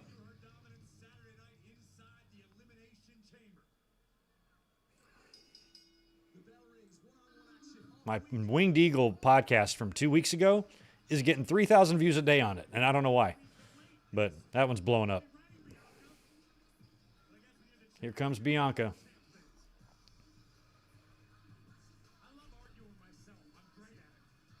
I really do love Bianca, but I'm going to love her even more when her character evolves just a bit. At some point, I want her to go full Bayley, or I want her to be like 2006 Kurt Angle or something like that. Just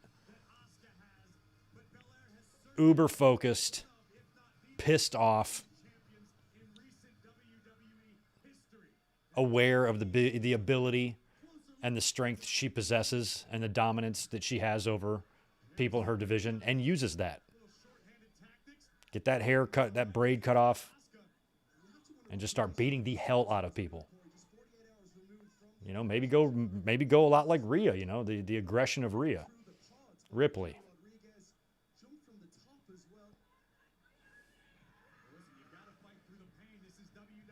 But I feel like her look and her persona is going to be a lot of high flash. Montez Ford is like that a lot too. And, you know, you got Becky and Seth, who are kind of associated as a couple, and they're, you know, kind of similar. And I also almost think that Bianca is going to, her style and look will probably continue and under that road. Probably will never get really simplified, but I'm hoping at least her attitude has a change, and she starts... I just think she'd be a really fun heel. I just think Bianca would be awesome. Oh! Asuka kicking the ring post. Damn, is Bianca bringing shoulder pads back in? Like the 80s? Put those in a museum.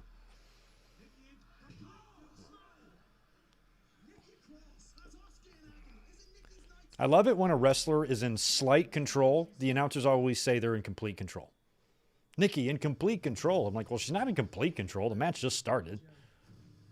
She has temporary control for the moment, but I wouldn't classify it as complete. Let me guess, she's not going to waste any motion either, right?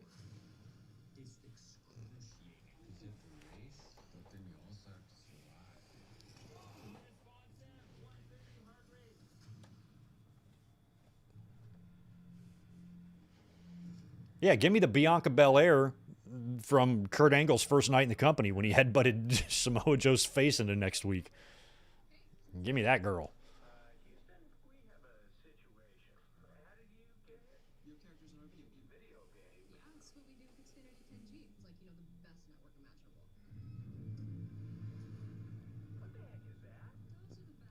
Oh my God, it's MacGruber. The 10G network, only from Xfinity. One giant leap for mankind. Ever notice how stiff clothes can feel rough on your skin? For softer clothes that are Then leave and go to AEW. Yeah, maybe.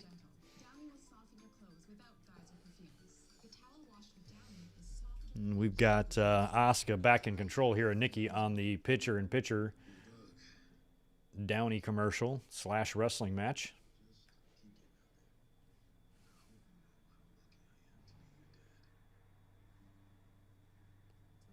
I mean, I feel like this is probably just going to be Asuka winning this match and then Bianca getting in the ring and the two of them having a little face-off and Bianca dangling the belt in Asuka's face. Maybe Asuka just starts swinging. But even though I like Asuka winning the Chamber, I think she's the only one, at least in that Chamber match, that really made sense to face Bianca. You still have to make us care about this match, and I don't want it just to be there on the card.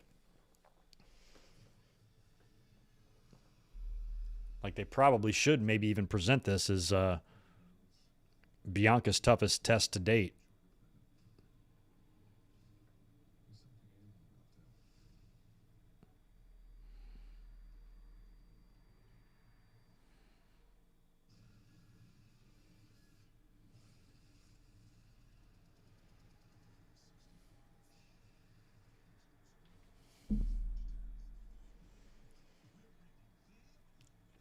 Nikki wrenching up on Asuka here in the pitcher-in-pitcher. Oh, that's awesome. Montez and Belair did a Titanic one. That's great. I can see it right now. She's going to be Winslet, right? And he's going to be the king of the world. Oh, yeah, because he always has the crown thing, right? So he's going to be the king solo cup of the world, and Bianca will be there. And, oh, that'll be perfect. They'll be perfect for that. That is so perfect. Good call. I would love to be a part of those, like, creative meetings, like coming up with who would be good in these situations. Like, props to whoever came up with that. You could have also used that for Becky and Seth probably as well. But Bianca and Montez will be fun to see. And the Bloodline, Joe Pesci, Goodfellas thing sounds awesome. Curious what else they do.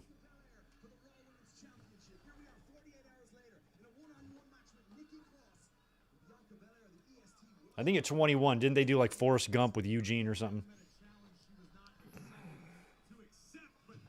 Despite competing against Asuka in the past, Bianca has never encountered this Asuka. And shoulders down briefly. The road to WrestleMania is about to enter its most Asuka hitting a few Germans here on Nikki. every matchup is a potential trap. Shoulders down again. Asuka looking to put away Nikki. Rhea did Stranger Things. Have they done TV promos, though? Haven't these all been movies? If they did one with Rhea Ripley and she was 11, that's got to be really crazy and pretty fun. Nikki Cross. But right now, knowing that Asuka has earned the opportunity to challenge Bianca puts a target on Asuka's back. There are going to be a litany of superstars who don't have paths to WrestleMania who realize that maybe you need to take Asuka's opportunity. And right now, Nikki realizing God, that camera's shaky shit and pisses me off so much. Yeah, Nikki's got Asuka down. I've always thought like that Nikki Cross looked like Davey Boy Smith. I always thought that she could pass for his daughter. And Georgia, his daughter Georgia, does look, I think that's her name. Georgiana, something like that. She does look a little bit like Nikki Cross. it's almost a return to form. This is who Asuka once upon a time was, perhaps even more so now than then. This is the Empress of Tomorrow in full effect. A deserved challenger for the Raw Women's Championship.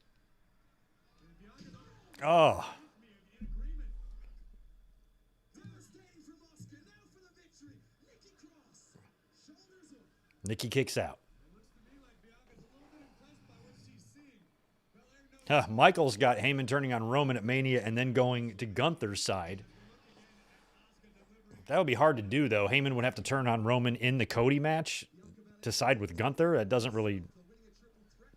not compute, really, but I would never rule out Heyman turning on or leaving Roman because he's left everybody. He's left Brock twice.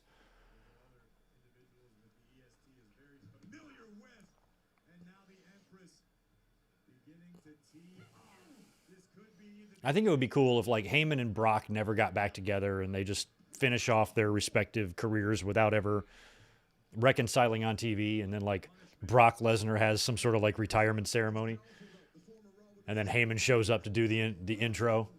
I'll handle this. Might be fun. Way in the future. Although I can never see Brock Lesnar having a leave the memories alone type of retirement, where he's crying like a baby in the ring. Don't think we're going to get that from Brock.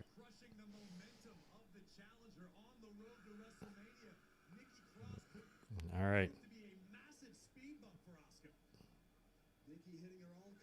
Nikki looks like the tequila shots are mixing and with her anti-depression medication.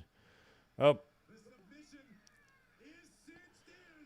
You're going to tap out, Nikki. You're probably going to like it, though. I guess you can't tap out, really. Oh, and she's doing the fingers, too. Ah, yikes.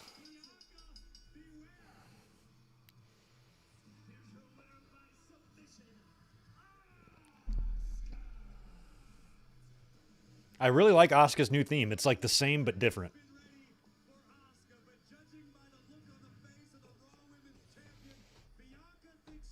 Brawling Brutes and Drew did it for you. Where are y'all reading this shit? I guess I haven't looked. I guess if I wanted to find this stuff out, I could simply look around and find out. But I haven't. Usually, most of the news just kind of comes to me. But I haven't seen any of this about who's doing what. That's really cool. All right, here's Bianca in the ring, just like we said. She'll probably look. She's gonna hold the title up. Look, this is my belt, and you can't have it.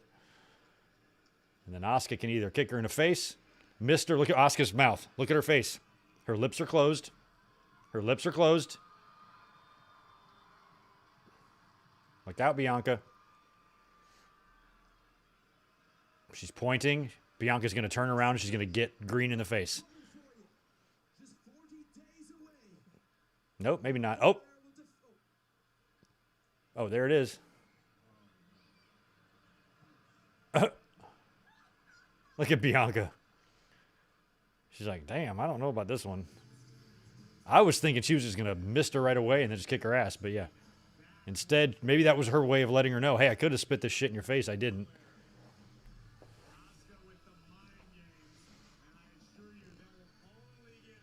Is it just a little tiny capsule of fluid? Is that what she's putting in her mouth? Or like... Moment of silence for Kathy Kelly.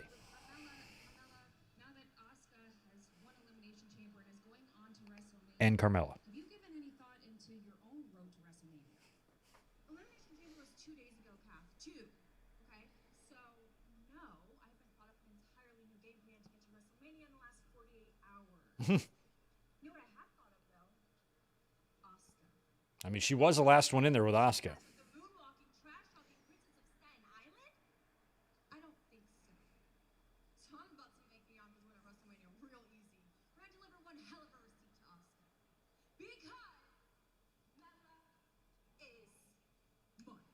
Mela is money is a stupid slogan. On that note, I'm gonna send it back. Oh, hold on. Seth, Seth's dancing. in a very good mood, considering everything that went down at Elimination Chamber with Logan Paul. Props to WWE for all the Kathy Kelly TV time. Seth's, oh yeah, that's right. Seth's going to the ring to face The Miz.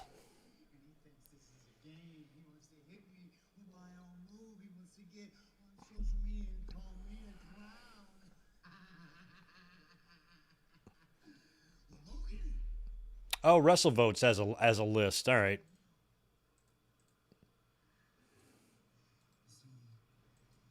Logan may not be very familiar with a certain side of me, but anybody who's ever Okay, yeah. in my way Oh, these are way old too. Miz and Maurice, Top Gun. Stranger Things, Goodfellas, Batman joke. Okay, so it looks like there's 5 announced.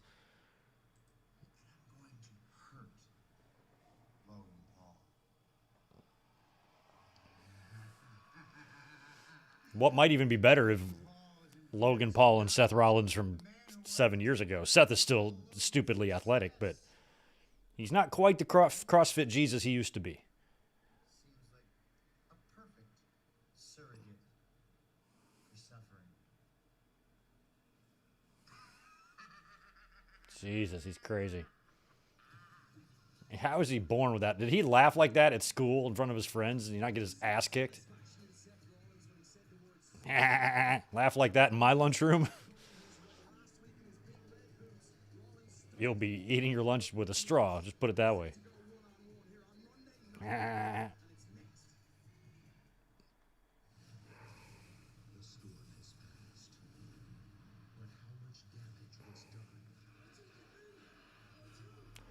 No San Francisco trip planned in my immediate future, but I'll get up there one of these days.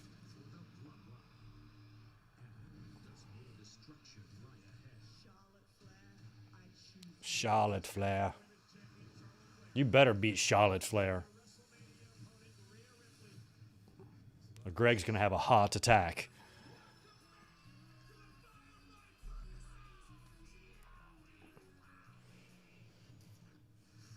So much going on with Bray Wyatt. Oh, they're in Evansville. Wow.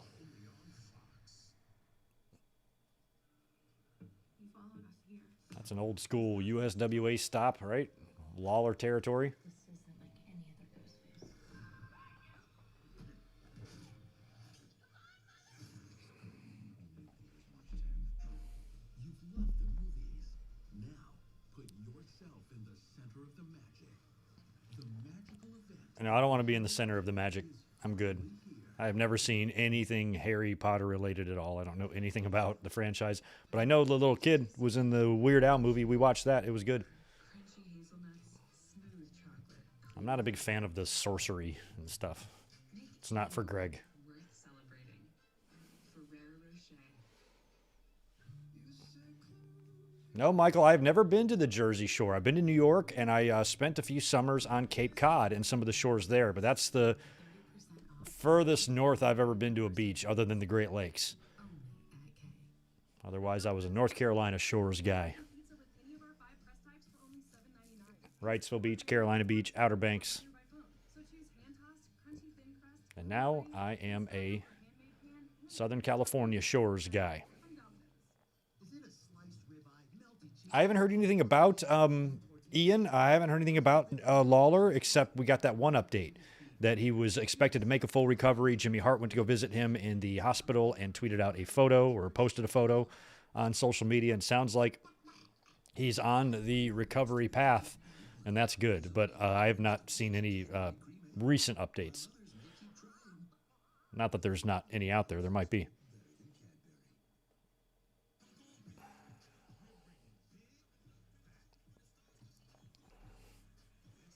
I've never been a fan of the Northeast, to be honest. I've spent a lot of time in Philadelphia. I've been to Boston. I've been to New York. I don't love those cities, to be honest. It's just not a place I'd want to live. And it's certainly not a place I'd choose to vacation. Even though I had fun, like every time I was there for whatever reason I was there. I've been to Pittsburgh before. I've been to Scranton before. I've been to Toronto, New York. I've been to Albany. I've been to Buffalo. Been to Philadelphia, been to Boston, but never wasn't impressed with any of those cities. I liked where I lived better, to be honest.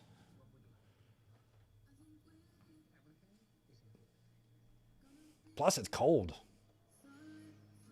And plus, the Greg Morgan is a very big vagine, and he needs the cold. He needs not the cold, the warm weather. Due to him being a vagine. I just watched Borat a couple weeks ago, so I have his voice. Hell yeah, I've been to Myrtle Beach a bunch of times. Good mini golfing in Myrtle Beach. I like Myrtle Beach, though. It's a little bit on the, I guess, kind of skankier side, only because it's kind of a party beach. You know, there's some gnarly strip clubs down there and stuff. I'm more of a Wilmington or a Charleston, South Carolina type of guy. But Myrtle Beach can be fun. I've been there plenty of times. If you want to go party, Myrtle Beach is a good place for you. All right. Oh, they're touting their TikTok stuff here. Again, Grand Rapids is too cold for me, but that's where Raw is next week.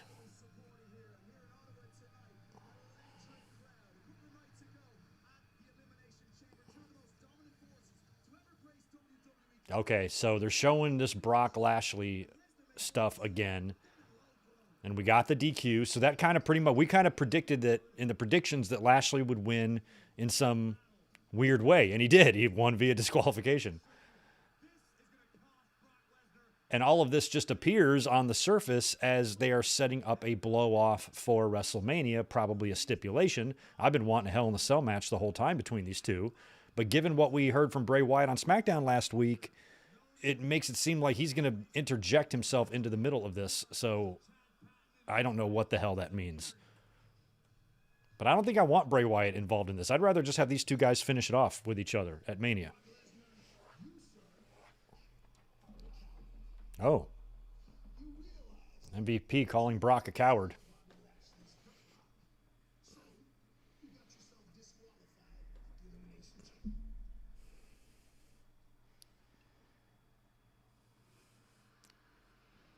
The 7'3" 416-pound Nigerian giant Omos is issuing a challenge to face you at WrestleMania. What?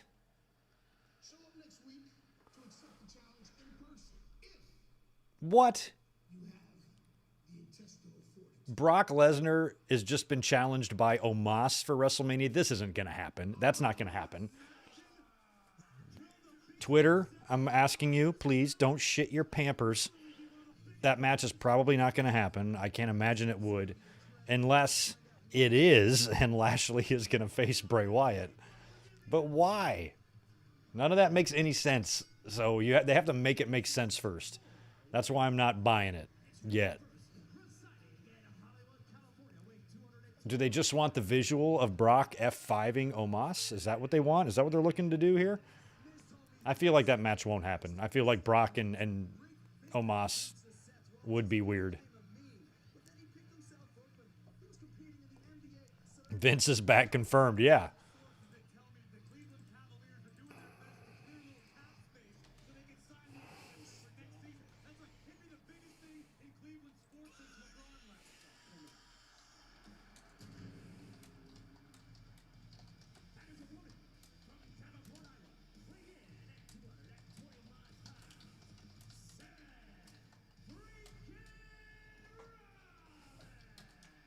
Dancing aside, Corey, there was a fire in the eyes of Seth freaking Rollins at the Royal Rumble match. He was thrown out by Logan Paul. He then made him a clown on social media. He was humiliated then Yeah, maybe the Saudis are booking Mania. by Logan Paul, who used his own finishing move. You're down with Omos beating Brock at WrestleMania. I don't know. I can't see it happening. What a weird way to...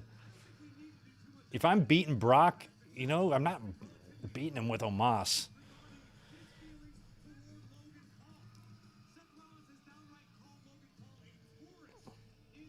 I mean, for the first time in a while, like, it feels like Brock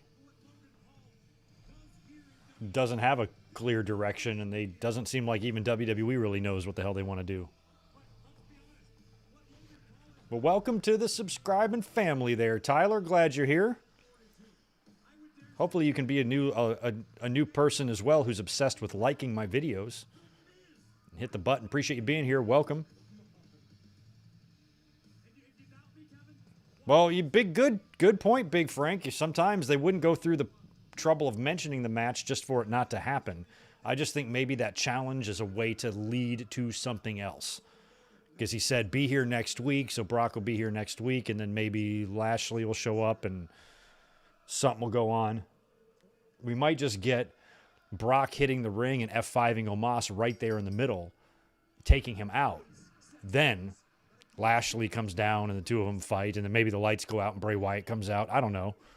But I'm not sold that it's a done deal yet, and I wouldn't be panicking, but at the same time, you got a point. And trust me, we know how personally Rollins takes all of these attacks from Logan Paul. Even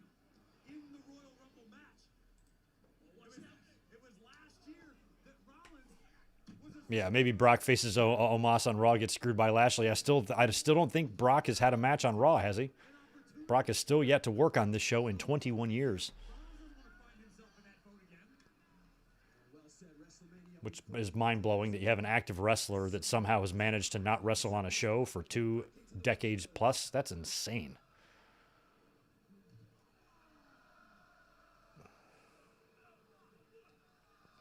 Rollins is ripping at the moneymaker of the A-lister. 2 times now. Logan Paul has ruined my WrestleMania plans.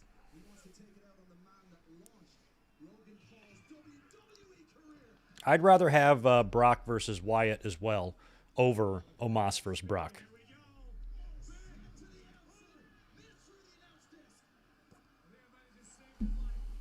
Huh. Help him, Kevin.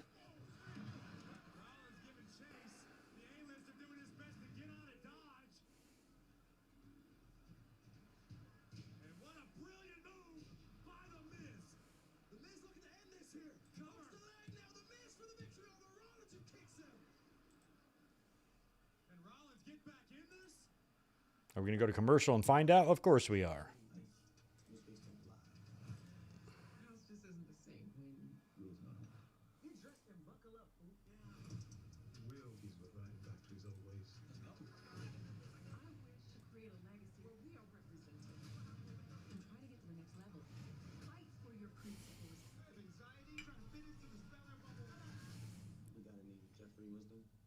None that you want to hear. Yeah, I watched The Fresh Prince of Bel-Air. Used to sing the theme song on the way to school every morning back in the day.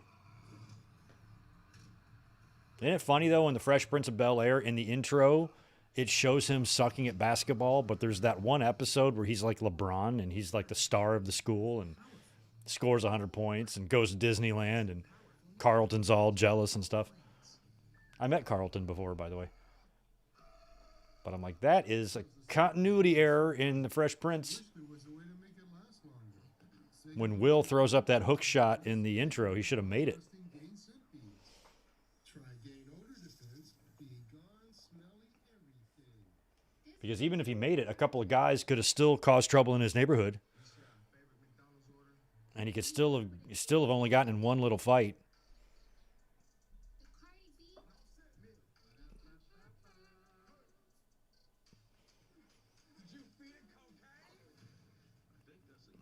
Oh wait, Miz big announcement is probably a pregnancy announcement again. They're gonna have another one. Do they want that?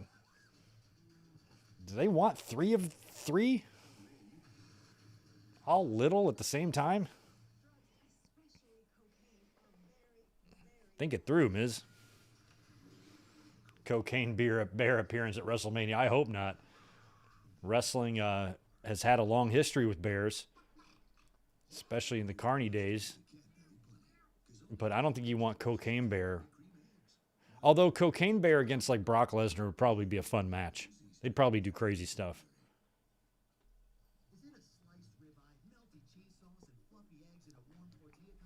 A Bray Wyatt and Omos alliance, that would be interesting to see.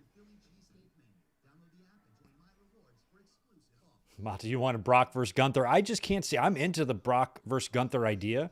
I've just never thought there was any time to get that put together for WrestleMania. I mean, why is Brock going to get an Intercontinental title match?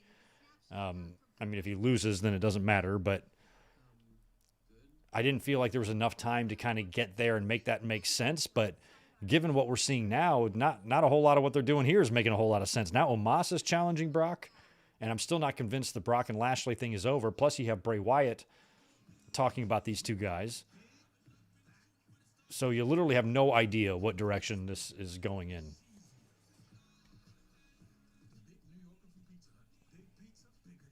But I feel like for the first time since 2016, Brock is going to kind of have a funny match at WrestleMania. He worked with Ambrose that year.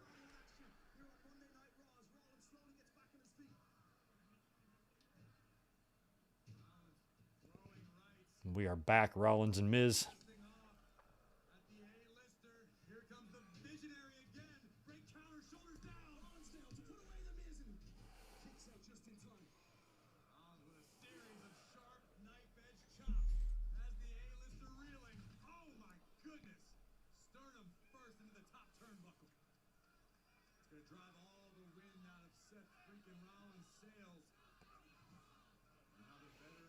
Well, some people might be thinking that we're going to get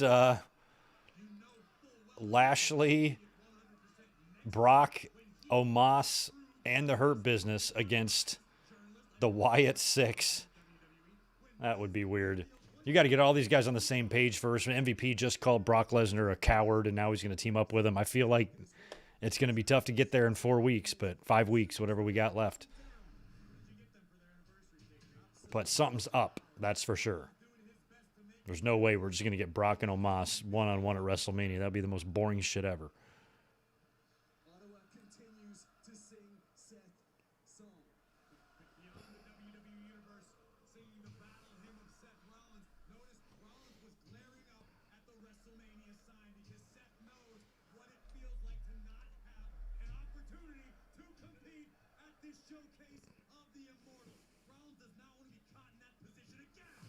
With a devastating aggression now in Seth freaking Rollins, who's turning it on against the Miz. The Miz said I mean, Seth better just straight up win this match here. Seth freaking Rollins his United States Championship opportunity at Elimination Chamber. Bit of a stretch. I mean, it is kind of cool, though. You have to think about real big picture stuff sometimes. And many of you, I'm going to assume, are younger than me in the chat. There's a few of you that are crusty old dudes. But most of you are younger. I mean, think about like in 25 years from now, we might be watching on TV a match between the Miz and Seth Rollins' kids. And they can have a promo against each other, cut a promo on each other where they talk about the history of their fathers and whose dad was better. And you're going to see that one day, you know, especially now with so many wrestlers, you know,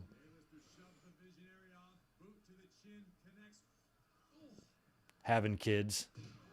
So many wrestlers back in the day had kids too. That's why you see so many of them in the business. That's only going to continue.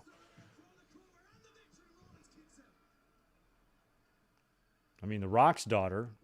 I mean, imagine if she has a kid. Then you're gonna have what, a fifth generation in there? It's only gonna be a matter of time before one of The Rock's grandkids or Randy Orton's grandkids or somebody comes around and becomes that fourth or sixth generation wrestler. That's gonna be crazy to see. WrestleMania 60. 2 sixth-generation wrestlers main eventing. It could happen.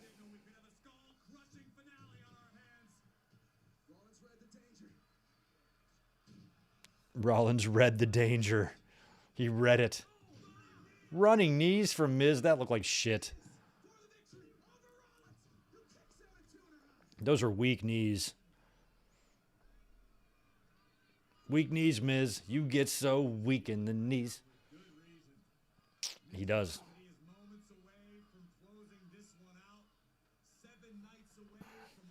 6 weeks left till Mania. I should know. Damn, I'm going.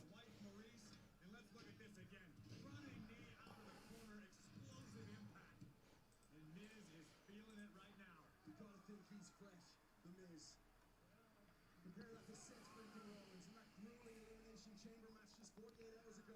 Comparatively speaking, I agree with you, KP, but that's no excuse. Rollins accepted this match knowing full well what he needs to do. Rollins knows what type of competitor Miz is, who just Ooh. the words Logan Paul to Seth freaking Rollins. And Miz Ooh. paid for it. He's enraged. Yeah, if Rock's daughter is ready, her going in the bloodline would be great. Be cool to see Naomi join too. Yeah, Victor, he talked about the NWO documentary earlier. I didn't praise it too much. It's the umpteenth retelling of this story that we already know, and they seem to add an extra lie or an embellishment in there every time, and Hogan was at it again, talking about Phil Jackson calling him on the phone about Dennis Rodman. Shut up. Shut up, Hogan. One more time, we just got one stomp to Miz. I thought that was going to be a ball game, but the crowd in Ottawa,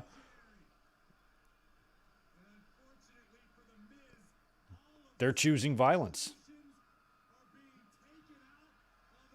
Unless Logan Paul shows up again here. Come on, Mike. Stomp to the Miz.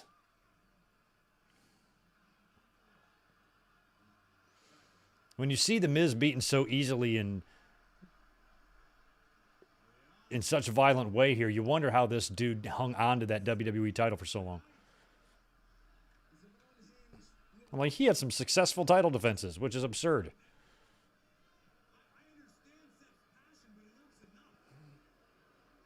One of them was in the main event of WrestleMania.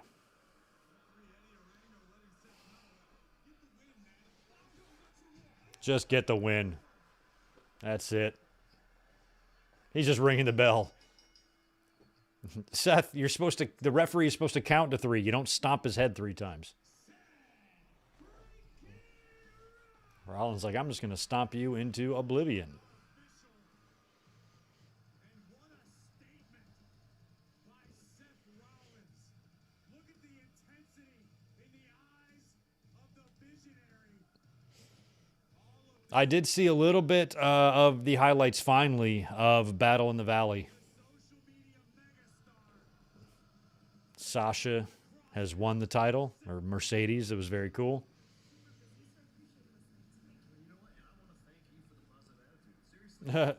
Carmella's got a refreshing positive attitude.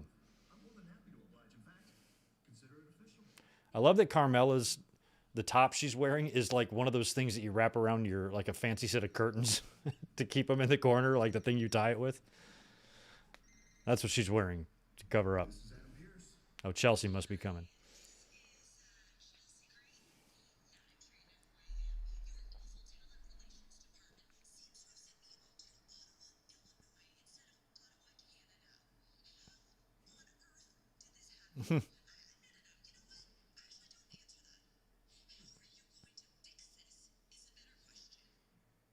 Chelsea has got sent to Illinois or something. She's mad. Next week we're in Grand Rapids, which is in Michigan, which is in the States. So I'll do this. Let me call travel and I'll get it figured out. You can't just leave me here. You know that, right? This girl's here to Chelsea? Chelsea, I can't hear you. Having a bad connection again. Bad connection, Chelsea. Sorry.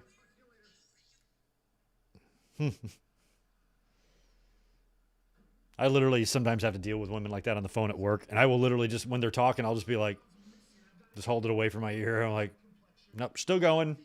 I'm like, okay, are you done? You're talking too much.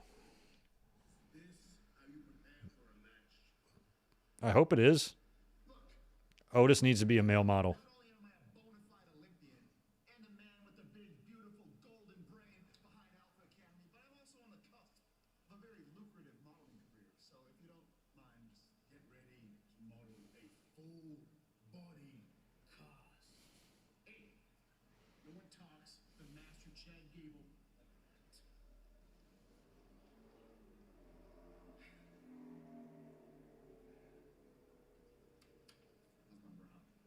There's a lot of beef, but oh my God, JP, can you believe it? It's about time. Ding dong. Finally, when we get to say ding dong. I'm glad they fixed that door due to the damage Gigi Dolan's head did to it. Hopefully that door's okay.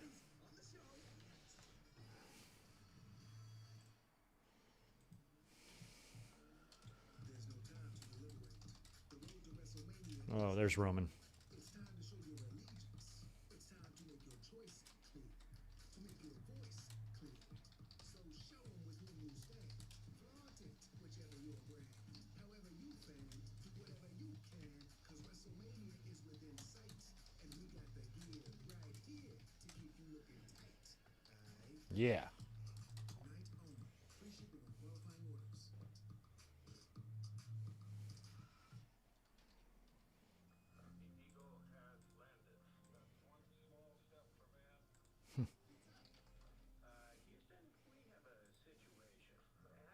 Yeah, it's what we do with Xfinity 10G. It's like, the best network imaginable. What the heck is that? Those are the bad guys. Are they friendly? The TV network, only from Xfinity. One giant leap for mankind. We're bringing big back. It's bigger, cheesier. The big New Yorker. Mike, what's for supper tonight? I was just thinking about that the other day. I'm like, does people still call it supper? I think I called it supper like when I was a kid for a little while. I actually don't know what's for supper tonight. Elizabeth's off. I think she's handling it. So I'm at her mercy, whatever she wants or whatever she wants to make me. I'm hoping for a nice beef tenderloin, a couple of lobster tails, maybe some caviar. You know, nothing fancy. And it will chase you to the ends of the world. Fight, and it will reveal your true potential. The choice is yours. Rated M for mature.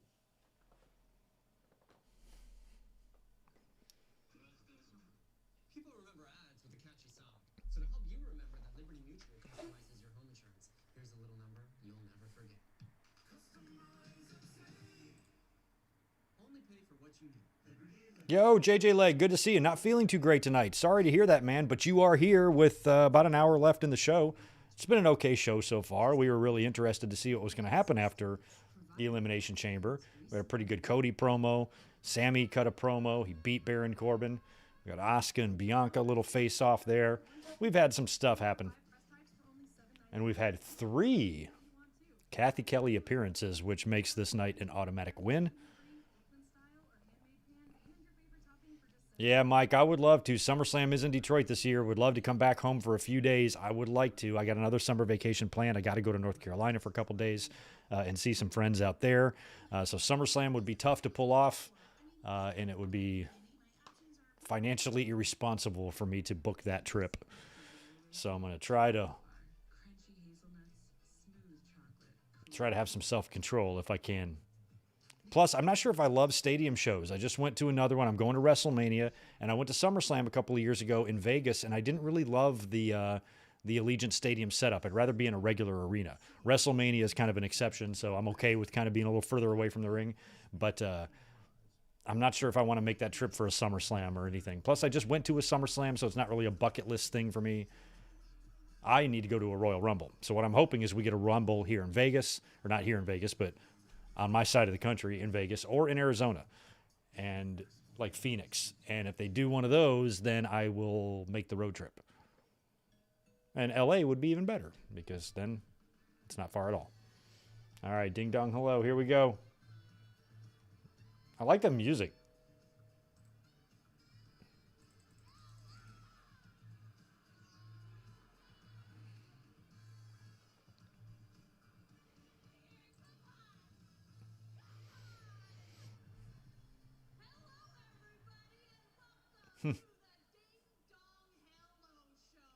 So Dakota seems pretty happy. EO's just kind of sitting there. Ding dong bonjour. Are we going to get like a Trish and Lita thing here? I mean, this is top of the hour. Or are we going to get a Ronda Rousey and Shayna Baszler appearance? Like, I feel like something's got to happen here. It's top of the hour. Big segment.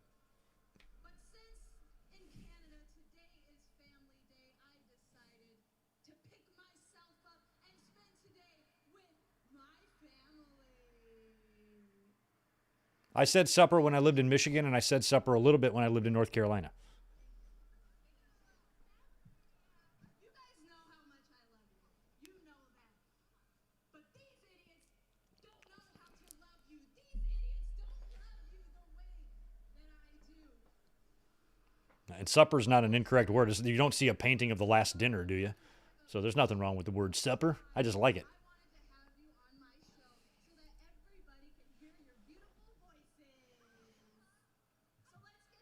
So who do we get here, guys? I feel like there's no way we're gonna have this segment at this time on the show. This is big segment stuff. This is a quarter hour you want a good rating on. So somebody's got to come out.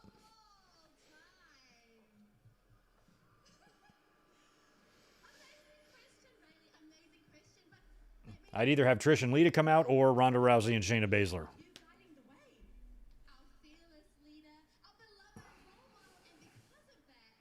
We've been able to completely dominate this division as champions for over 100 days. 100 days as champion. Wow. We've been on every show. We've beaten the likes of Alexa Bliss, Asuka, Lev Magan. Oh, Becky's going to come out? Great. dominating for another 100 days. And another Oh, yeah, she probably is because she's feuding with Bayley, so that makes sense.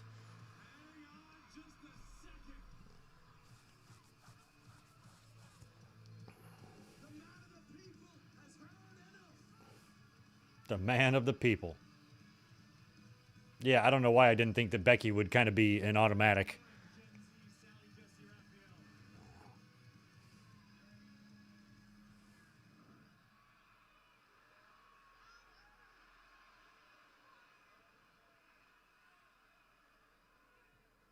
Greatest tag team champions, she called them. Pineapple on pizza sign. Be 9 full moon cycles since the last time you defended those titles. No.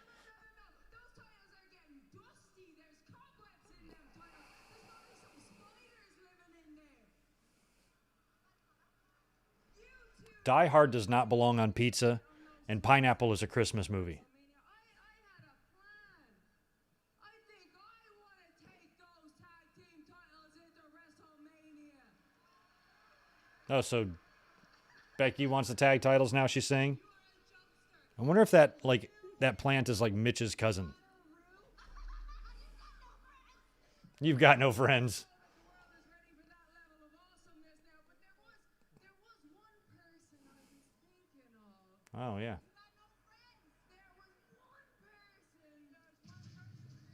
Oh, yeah, Lita. She's got one friend.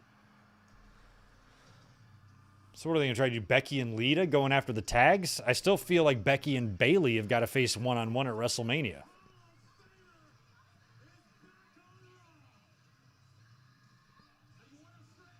Lita and Becky.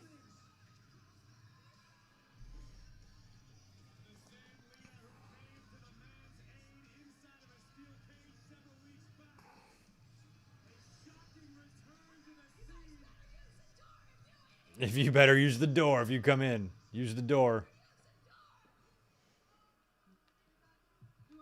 I don't think they're going to use the door. You're not welcome. They're out there.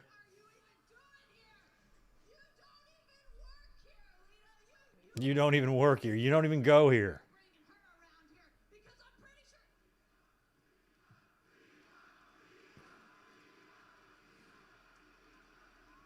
Lita in Canada.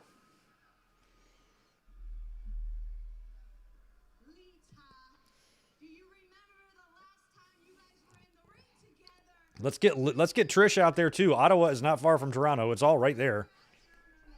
Let's get Trish out there too. There's three of them. There's two of them. You got to bring Trish, right?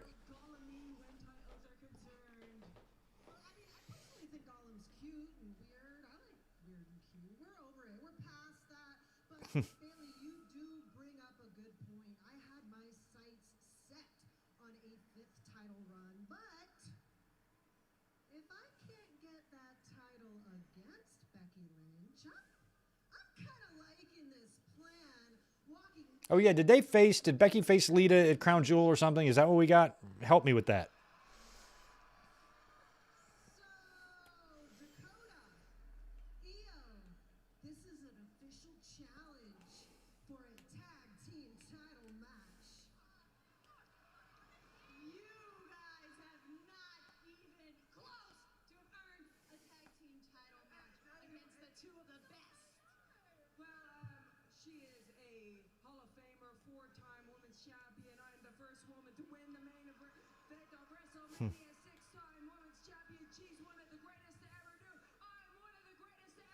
Yeah, okay, Lita and Becky and Crown Jewel. That's right.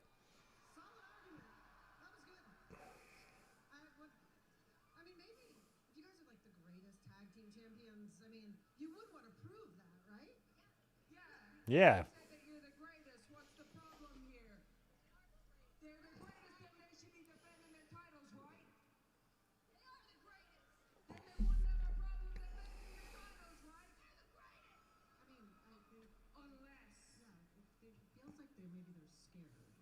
Yeah, they're scared. Are you scared?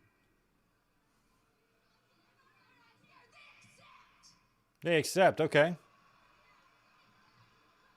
So we're getting no Trish then.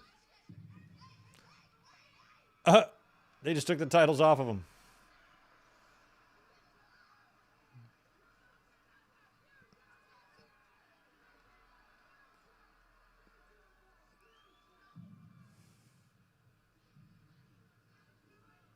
That's it? Io Sky's not going to do anything?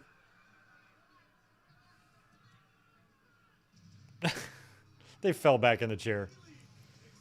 Well, I thought we would get way more out of that segment than we got.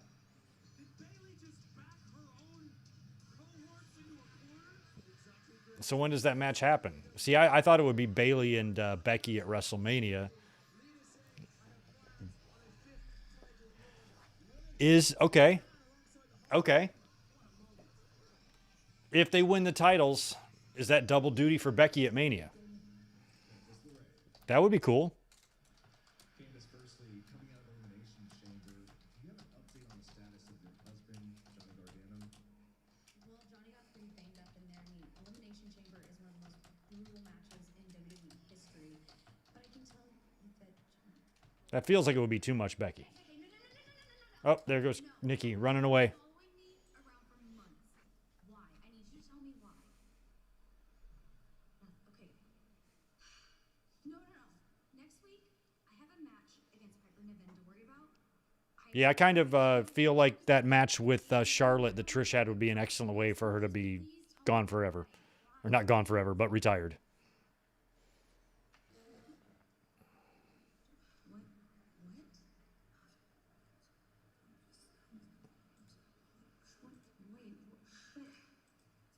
What did Nikki say? She's got some problem. Candace, what exactly did Nikki just tell you? She just said that all her friends are gone and she's alone and... I'm sorry. Okay, to answer your question about Johnny, he'll be back.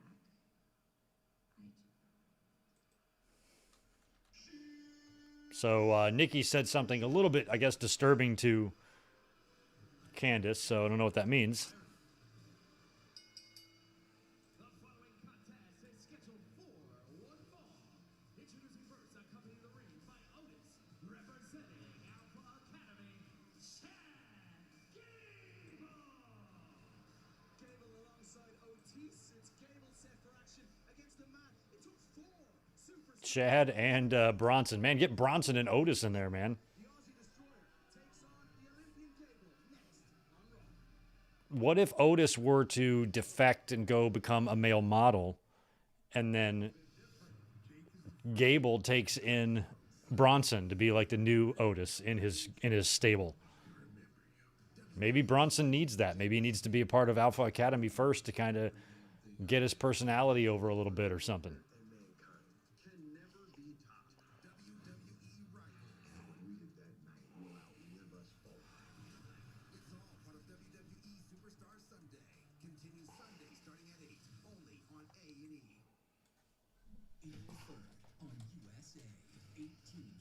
Against each other in the Alaskan wilderness. Some room behind us. The goal, win $500,000.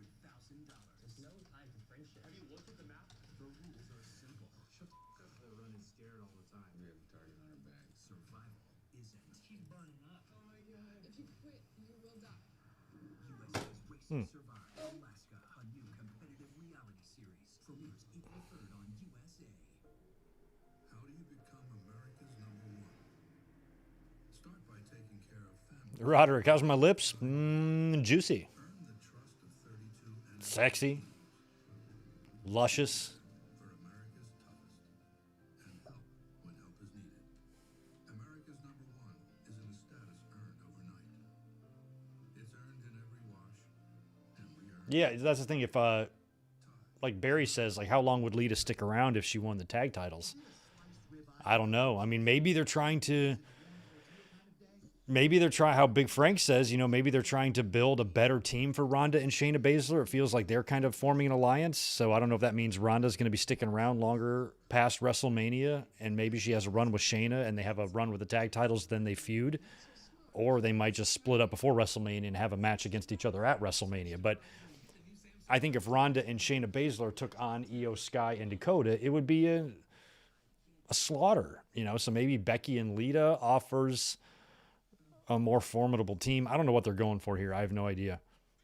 But I guess we'll see. Nice, Mab. You are at the show repping the Good Mike Work shirt. That is awesome. thank you for doing that if you're there. And if you got a picture or something, tweet it. I'll retweet it.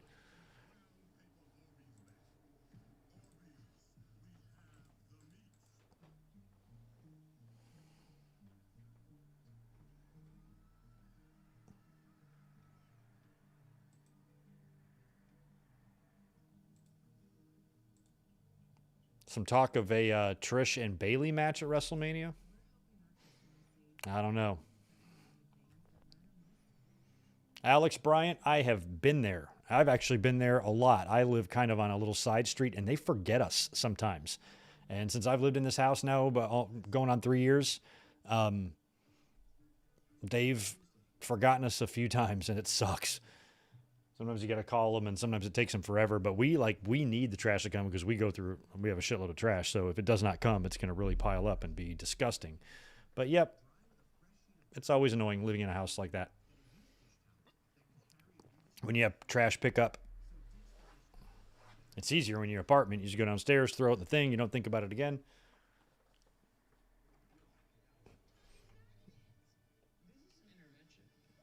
I don't know what we would do without these services. It's amazing how easy society could just completely collapse and break down with something as simple as lack of trash or sewer or electricity, or we'll be warring in the streets within days. And I hope when the shit hits the fan like that, I'm long dead, and I'm not here for it.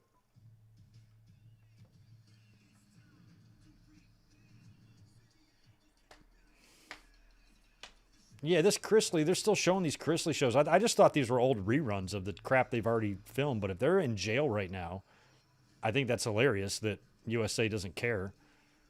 They're just going to air their stuff anyway.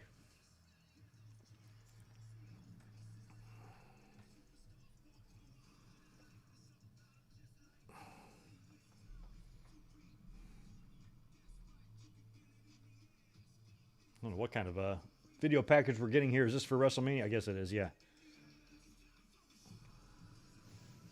Curious about the layout of SoFi. When I went to Dynamite last month, the forum is right next to SoFi, so I was able to kind of see it, but I've only kind of looked at satellite images in terms of parking and what to do there. It looks crazy. It's going to be an experience.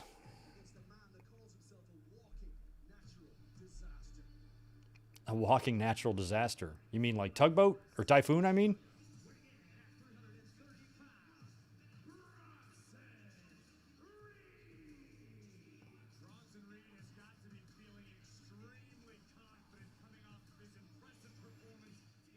And I was talking about, too, during the Elimination Chamber, he was actually my dark horse Cinderella pick. Just for fun, I picked Bronson Reed to win the Elimination Chamber, citing the reasons that, he's brand new. They just brought him in. They're trying to get him over. He's a big, powerful guy. Is this somebody that you want to be pinned or submitted this early? And it's going to have to take something like everybody hitting their finisher on him type of thing to get him out, and that's what they did.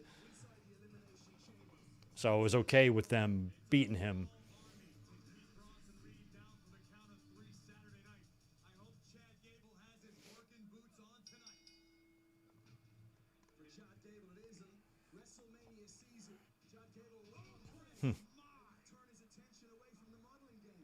He is huge. Jesus.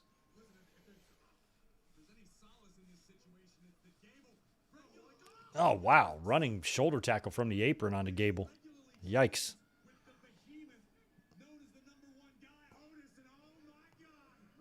Look at this. Otis and what a tag team they would make. They would literally look like the natural disasters. They could recreate that earthquake and typhoon. Just do those two guys.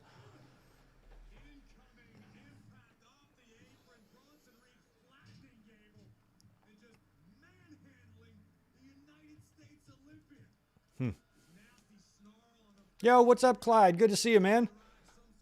I think we're all doing good so far. An okay Raw tonight.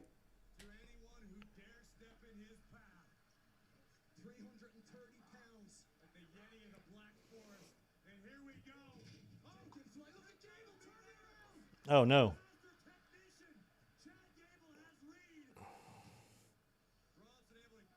You'd rather watch Dana White's power slap than watch Chrisley? I'd rather watch Chrisley while eating a warm bowl of curdled milk than watch Dana White's slap boy. Oh, he's going to German. He's got him up. He's got Reed up.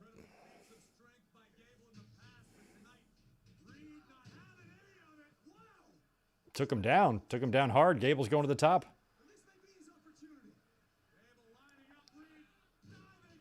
Headbutt. Hits him. No way.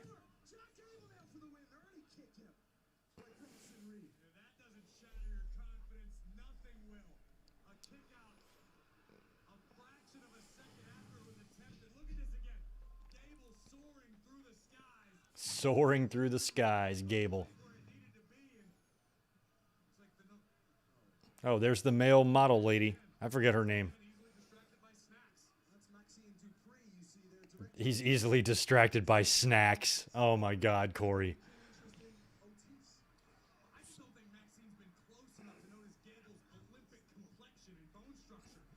Olympic complexion and bone structure. Oh wow, he's got kick out of that. That was impressive. Otis has got a thing for these women. Remember him and Mandy. Look at there. He's like, I'll take this card in case I want to give you a call. Check out the guns. 1002, 1003.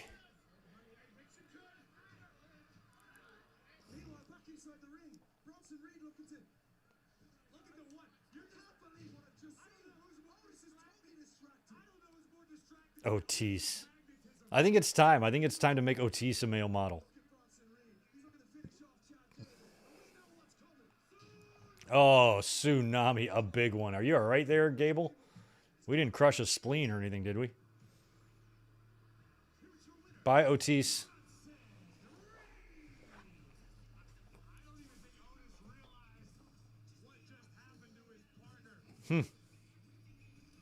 Big Bronson Reed picks up a lot of these guys who lost in Elimination Chamber are picking up wins. Sami, Rollins, Reed.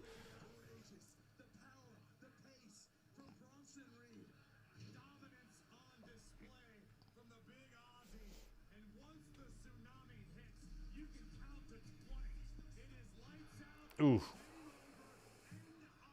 Now what movie I watched the other night? When was it? Last night, night before. Jerry Maguire. I had never seen Jerry Maguire ever. It's long as shit, but we watched it. It was good.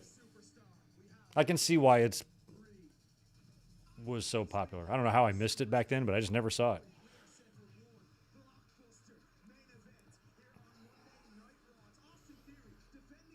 So this is a United States Championship match. You got to keep that in mind. So I feel like it's got to be Balor interfering and costing Edge this match.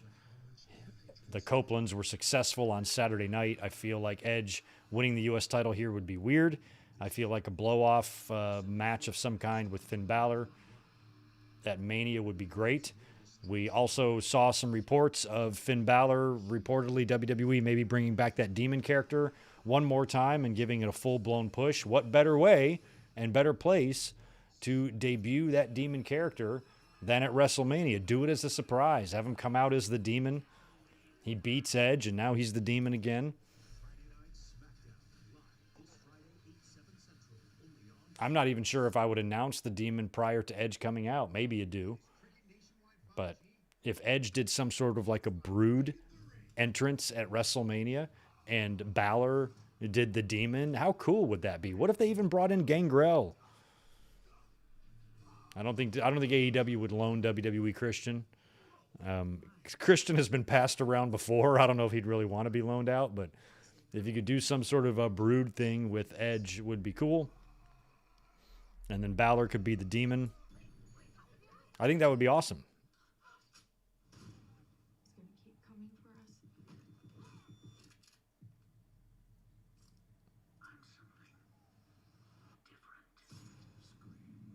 Scream 6. How does this guy keep living? Is there a different murderer every time? Or is it the same guy survives all these movies? I'm glad to be back because this is what I was made for. I mean, as a walking, talking candy, my options are pretty limited. Yeah, Balor costing Edge tonight seems very likely.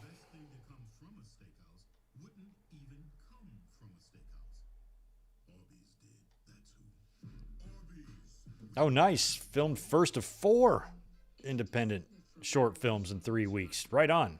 Keep hustling, man. Smooth chocolate, creamy filling. Make any moment worth celebrating. Ferrero Rocher. I don't like those chocolates, Ferrero Rocher. I know they're supposed to be really good and everything, but I don't like them. I don't know why. The Worst is a new... Oh, yeah, I never really saw the Halloween movies either. That's the one, I think, with Jamie Lee Curtis, right? But yeah, those are probably equally as dumb.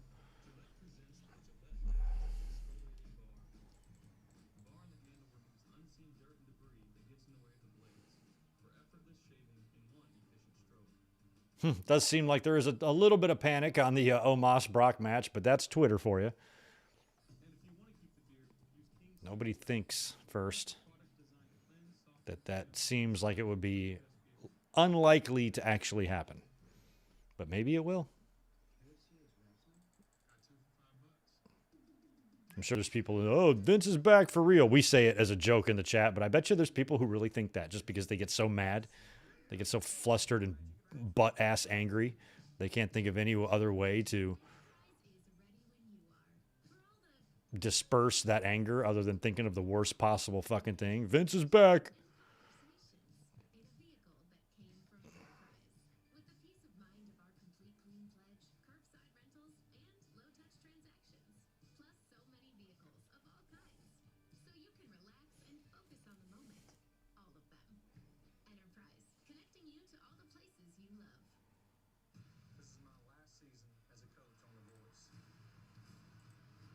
This is my last season as a coach on The Voice. That's a shame.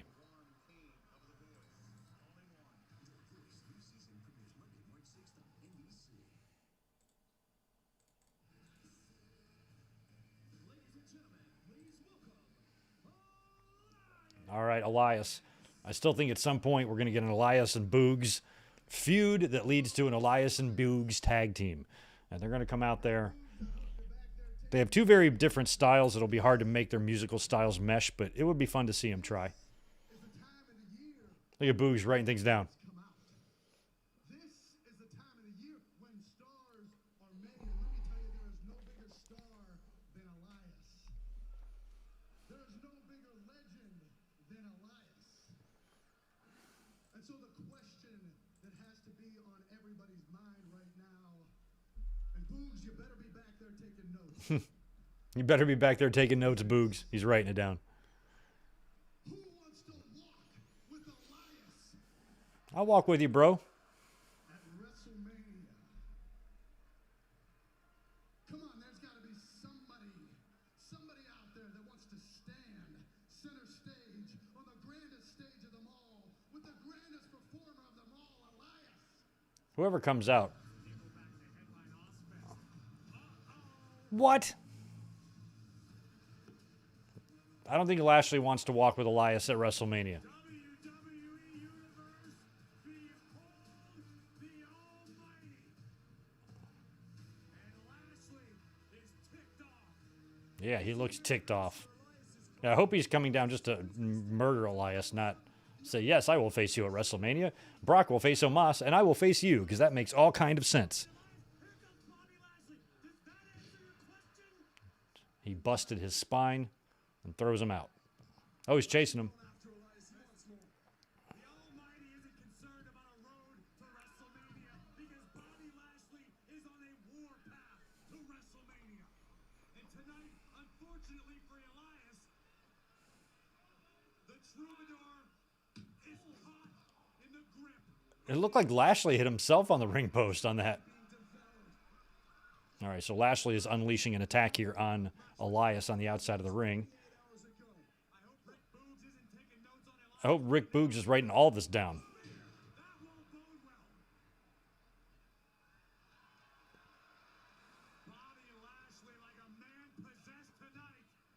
Lashley just doesn't have that same type of intensity when Brock comes out there and just kills somebody.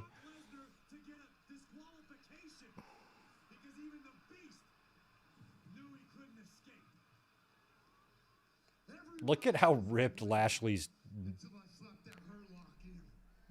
fucking chocolate body is. It's unbelievable. The dude is so sick.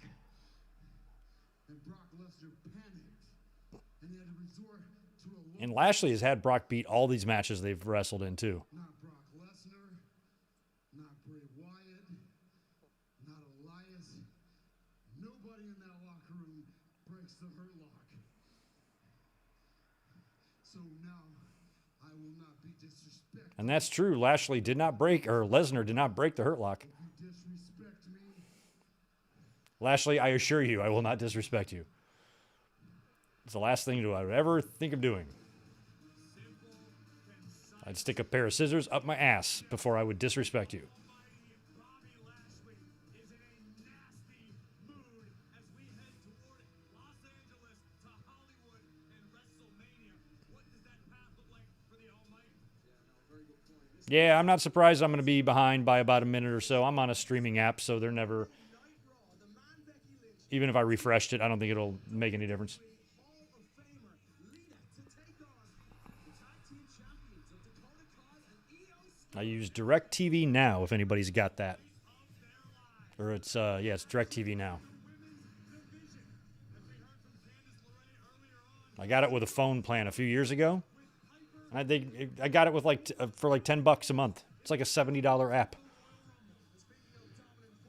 But it works, and it plays Raw live for me on the West Coast, and it's one of the only streaming apps that does. YouTube TV doesn't. Sling doesn't. So this is kind of my only option, and it works. But it does usually keep me about a minute behind from everybody else.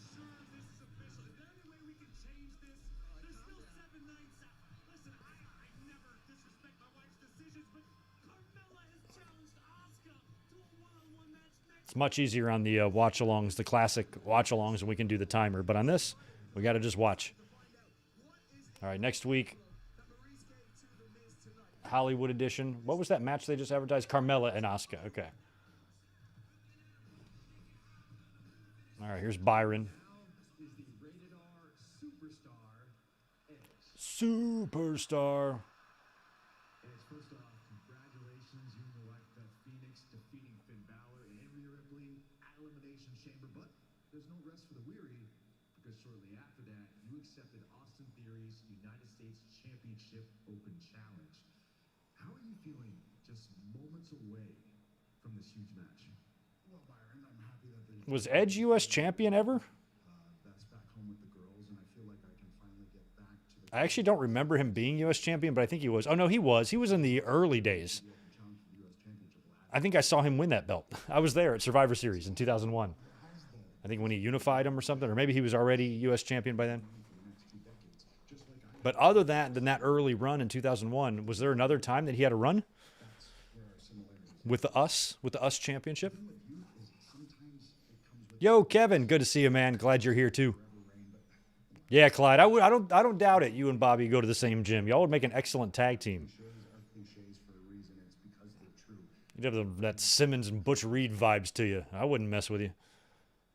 More than anyone else in that locker room, I know that all of this can be taken away. I mean, I could join the team, and the three of us could go hit the town, and we'd probably do really well with the ladies.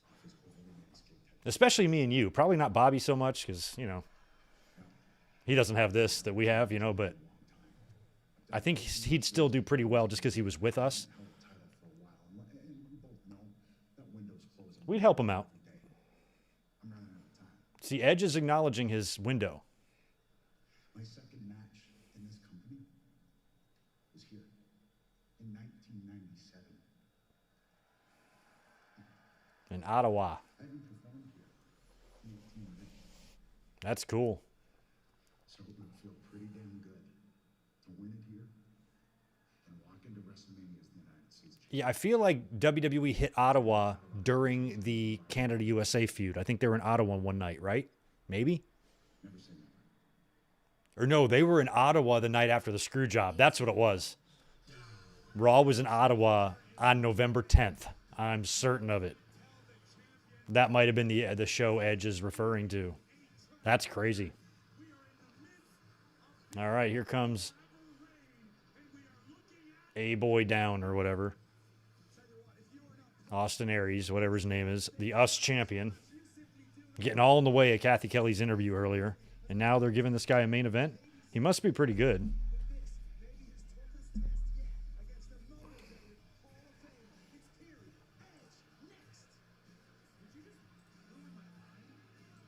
The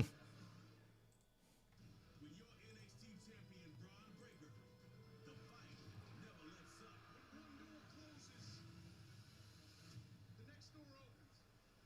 Former WWE champion Jinder Mahal wants the NXT championship. Huh. So I'm reading a shout out to Fightful Select. They've got an article up right now, or a post, a report about Trish Stratus. Apparently she was at the show tonight, was supposed to be involved in that Ding Dong Hello segment. That's why it felt so clunky and off.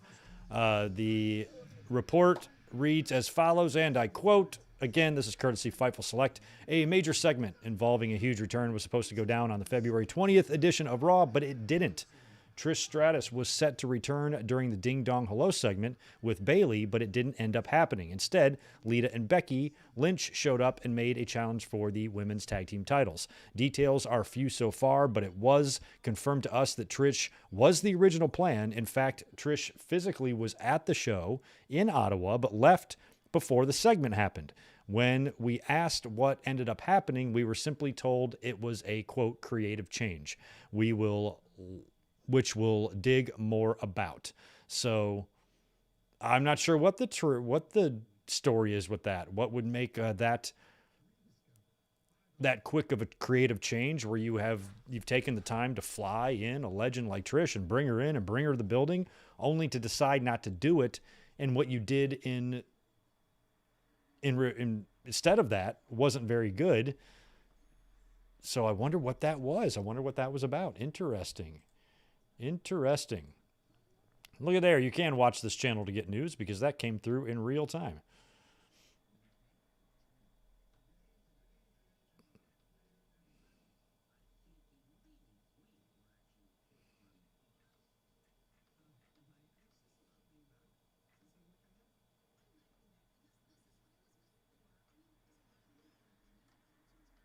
Okay, so we are getting that next week on Raw. So this is what we have set. We've got Miz TV, Hollywood Edition or some shit.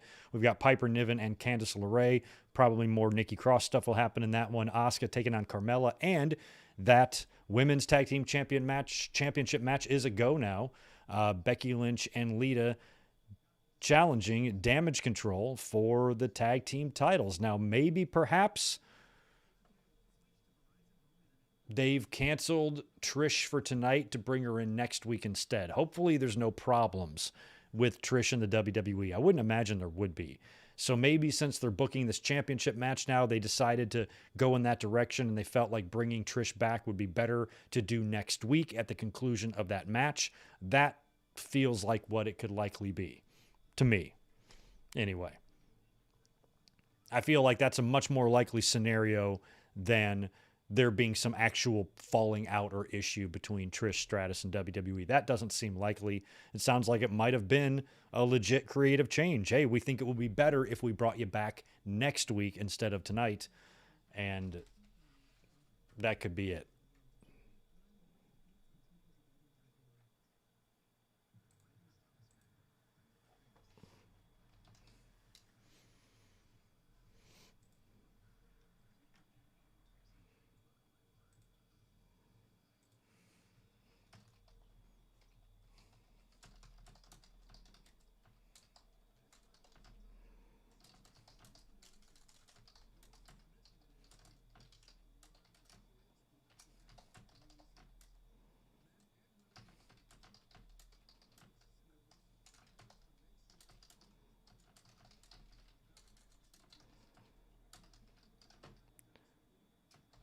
But we'll see.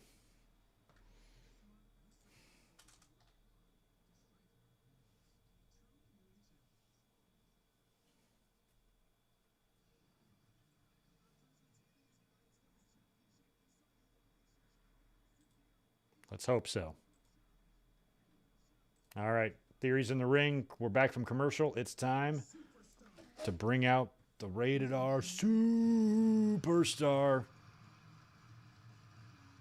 I think one of my favorite Hall of Fame moments ever was when Beth Phoenix brought out Tony Chimmel to call him out in the crowd during her Hall of Fame induction. Shout out, Edge is rocking the Maple Leafs on his gear there.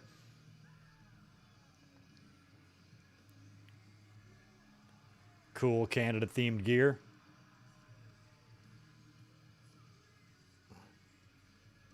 When I went on the Jericho cruise, Jericho had a complete red and white suit.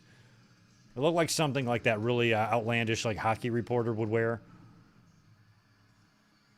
And it was just all red suit with just little Canadian flags all over it. It was awesome. Red shoes. Looks so cool.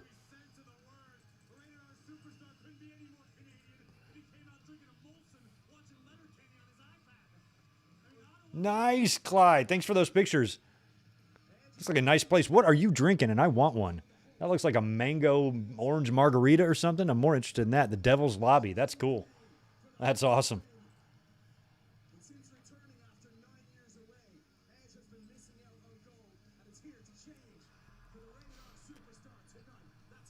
Does anybody have an eye on Tony Chimmel? I swear to God, I have video of him. I saw him at Double or Nothing. He was working security for AEW. I'm not making this up.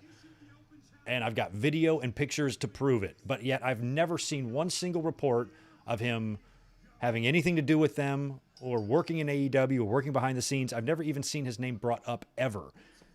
So he either has a doppelganger out there, but it's not a doppelganger. It's definitely him. Or I don't know what's going on. But he was there.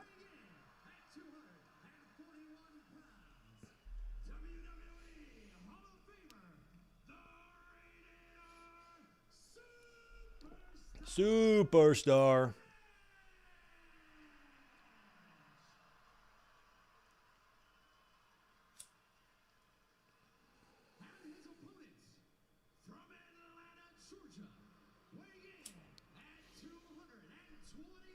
Yeah, Barry. Well, they're in Ottawa. If they were still in, there's still plenty of faraway places in Canada from Trish.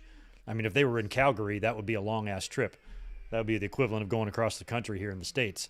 But Ottawa's very close to Toronto, so she doesn't have to go too far. But still, I'm hoping that the situation isn't some sort of a creative falling out. I hope it's just them rethinking how they had everything planned out. I'm like, you know, if we had the women come out and challenge for the tags and then we do the tag title match next week, you could come out and even the odds or return next week instead. Maybe that would be the better place.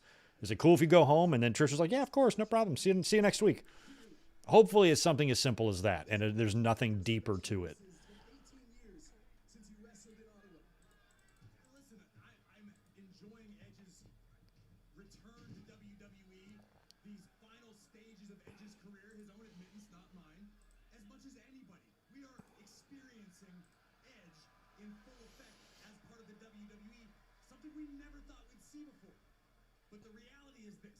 That's true.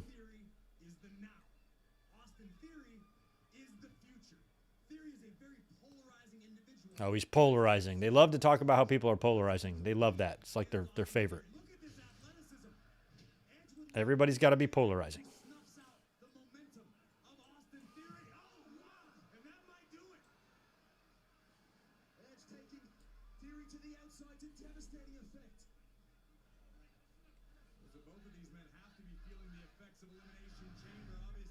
Yeah, my Goldust going into the Hall of Fame would be pretty cool.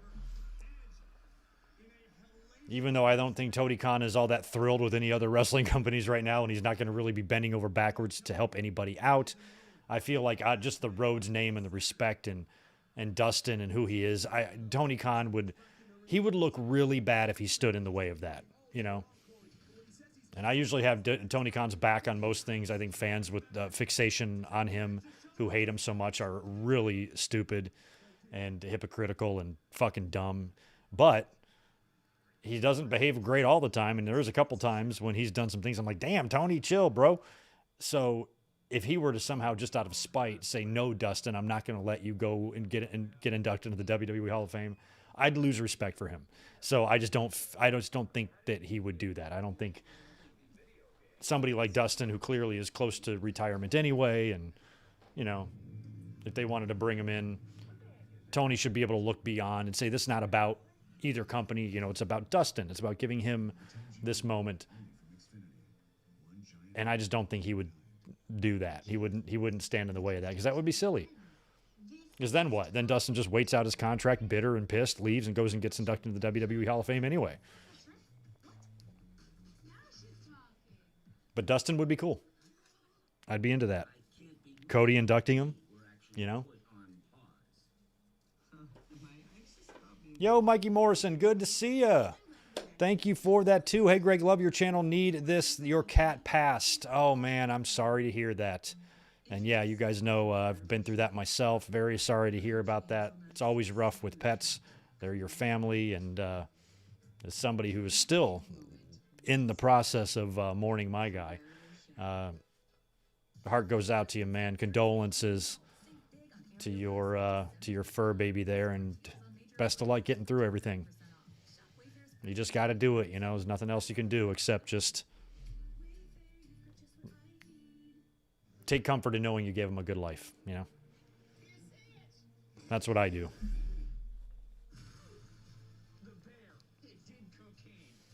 That bear, it did cocaine.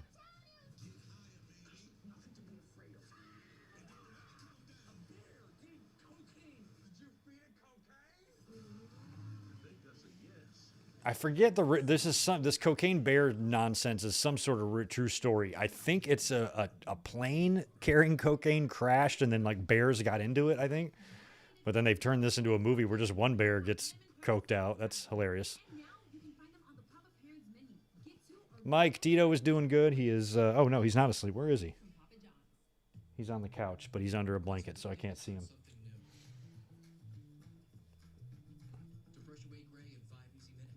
He sleeps in here most nights, and so I usually, before I go to bed, I take like a blanket and I make him like a little tent on the couch, and he crawls right in it. Just a little tiny like cubby.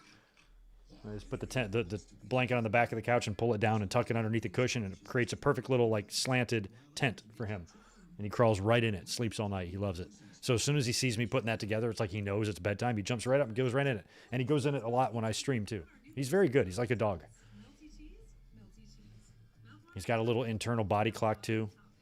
Like clockwork, he's up and ready to eat at the same time every day. Like, he's very routine. He's got a great routine.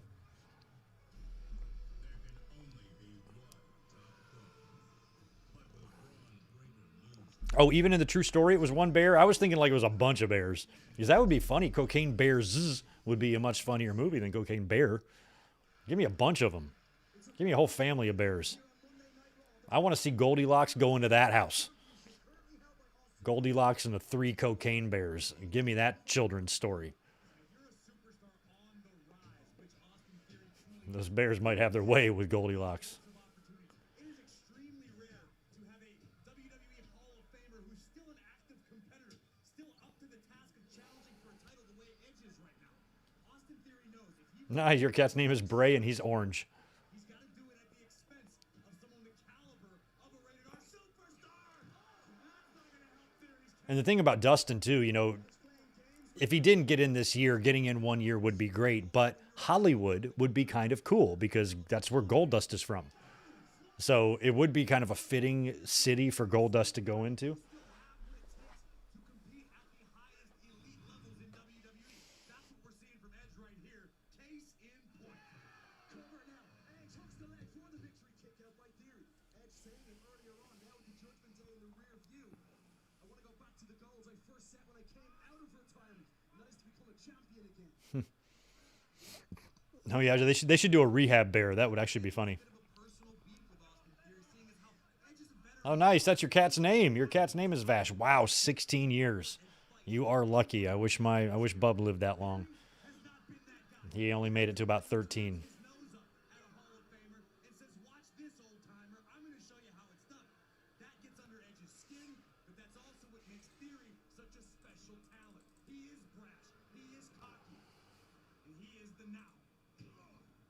Certainly is talking the talk, but he's walking the walk as well. 48 hours ago, surviving the Elimination Chamber match and retaining his United States Championship. Theory of pace now. Look at the power. Edge feeling the effects now as Theory goes to grab the leg and looks to win it and retain, and Edge kicks out. Beginning to look as though even the rated R superstar, the Hall of Fame. Oh, Dustin should drive into the Hall of Fame in his gold Cadillac. Too bad Piper's not alive to chase him with a white Bronco. Nice. 3 cats, Kevin. Oakley, Karras, and S'mores. That's awesome. Massive crowd here in Ottawa. Watch on. We are in WrestleMania season. It's a United States Championship match with Theory in control now over Edge. Oh, EO Sky said Lita was a dream match. That's cool. She probably drew inspiration from her moonsault. I think she hits the moonsault a little better than Lita. Lita hits a dangerous moonsault. She's way too low on hers. She has no, like, hang time. Hers are very sharp. Lita has, like, a snap suplex version of a moonsault.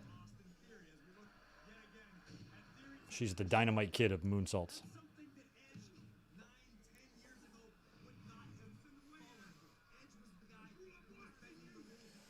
I grew up watching you.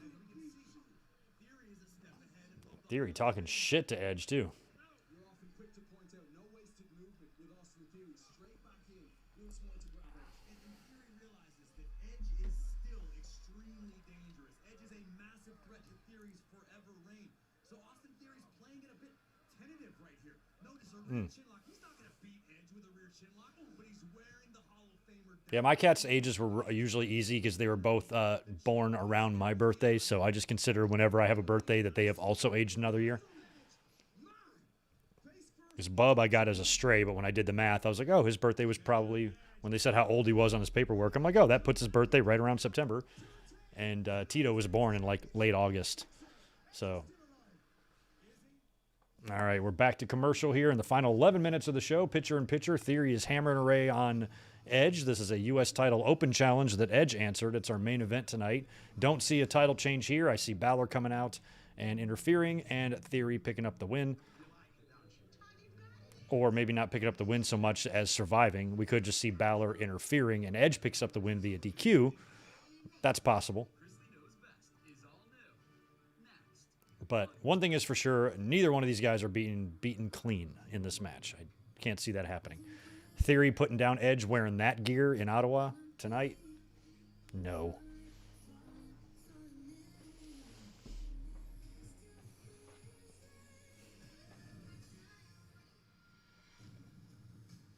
Did you and your husband enjoy your stay? Yes. Visit secretsresorts.com. I watch a little bit of AAA and CMLL, but I don't search it out and I don't follow it. But, you know, if there's a cool match or something that happens, or we get FTR down there defending the tags or something, I'll watch. I see stuff. But I'm not even completely... I haven't even watched Rampage in a month, so it's just hard for me to keep track of everything.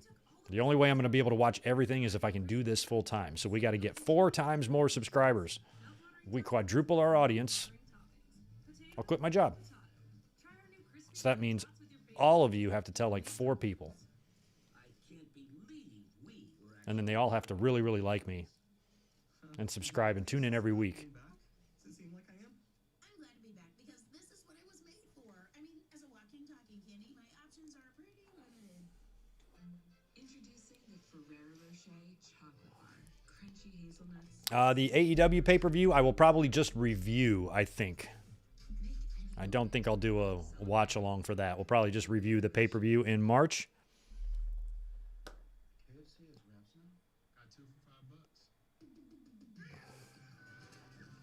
I do not see Val Venus in the Hall of Fame, to be honest.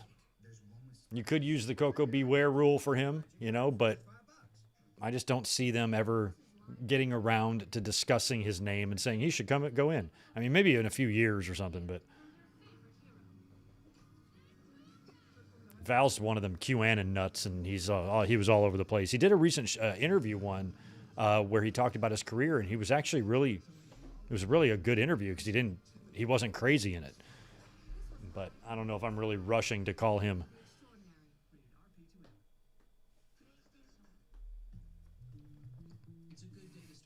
Oh, ranking? Where would I rank Io's moonsault? Among them all? Like men and women? Top 2 for you? She's got a great one.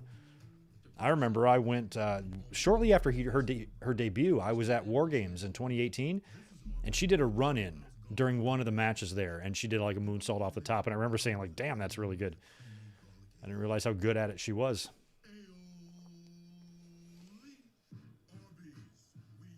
Classic garlic ribeye, huh? Okay.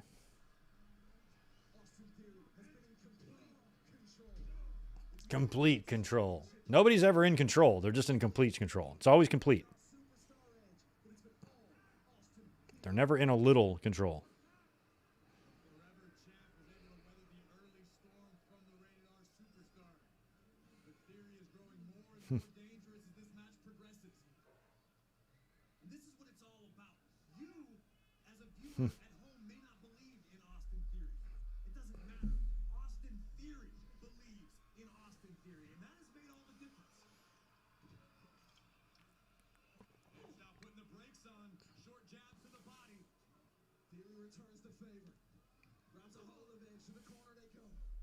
To the corner they go. I mean, whenever Edge does retire, you just got to give him so much props for coming back at this age and just the shape that he's in. He doesn't even look like old and tired and worn out and beyond his years. He doesn't at all. Oh, man. Superplex on Edge.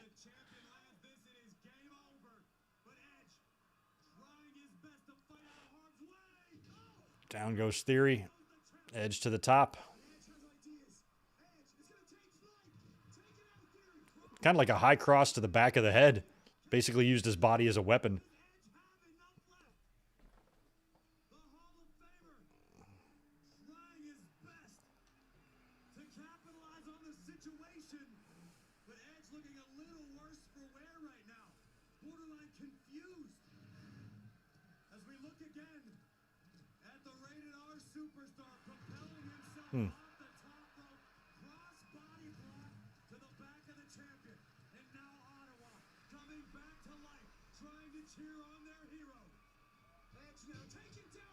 Who does the methodical pace benefit? I'd say anybody who's big and lacks, maybe some athleticism that some other guys do, or major megastars. Guys like Brock and Roman, they can work very slow, take their time.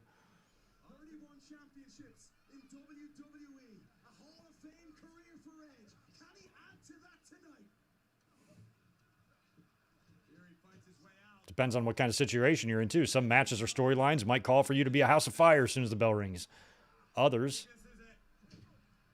depending on what situation your character is in, maybe it's a day to be cool and take your time.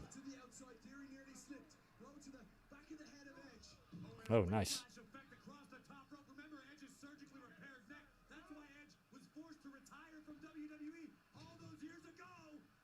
Nice. Powerbomb. And a kick out. Kick out by Theory.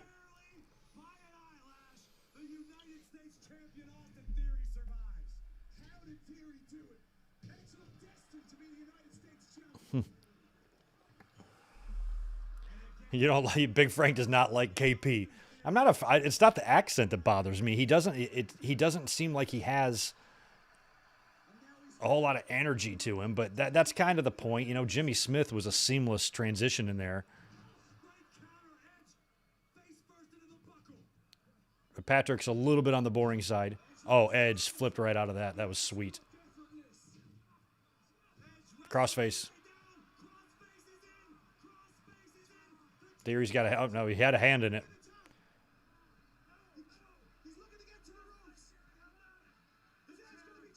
Edge doesn't even have his hands on Theory's face. He's almost like vicing him, and Theory got to the ropes. Hey, those are good, Clyde. Predictions for the returns night after WrestleMania, Authors of Pain, Lone Wolf, Baron Corbin, and Jay White. Oh, feet on the ropes. Theory, you can't put your foot on the ropes. It's against the rules.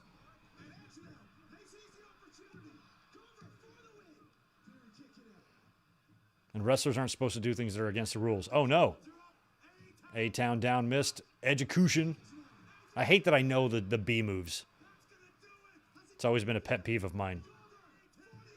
You can name one of your moves. You can't name 6 of your moves. I'm not keeping track of 6 names. Fuck your sling blades and your natural selections. Get that shit out of here. You name your finisher and that's it. Otherwise, you're a dork.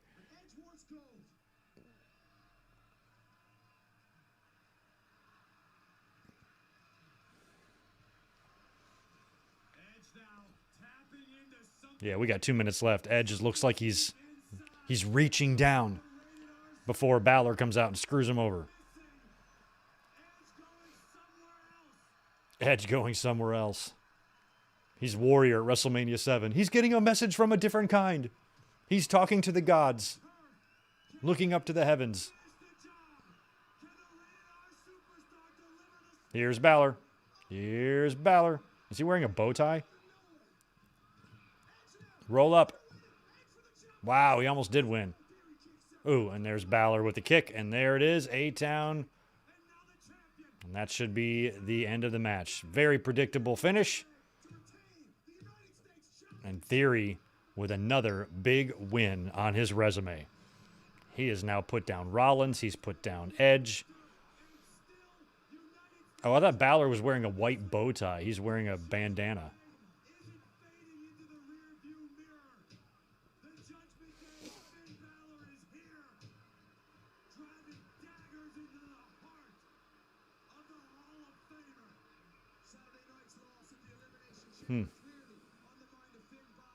He's going up to the top.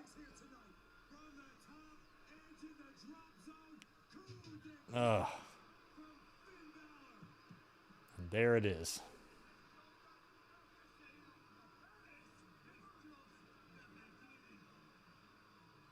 Just the beginning. Oh, he's going to hit him again with another one.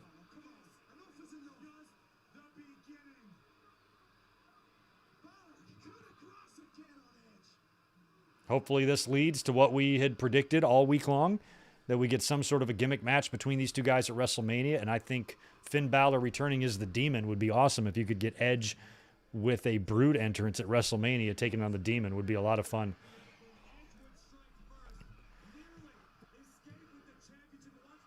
I mean, I don't know what kind of stip match they could book. I mean, I feel like it's got to be more than just one-on-one. They could book a ladder match, but I don't know what you'd hang up there. Maybe a retirement match, Edge's career on the line or something like that. I don't know. Oh, Balor's going up for more. Another one. Poor Edge.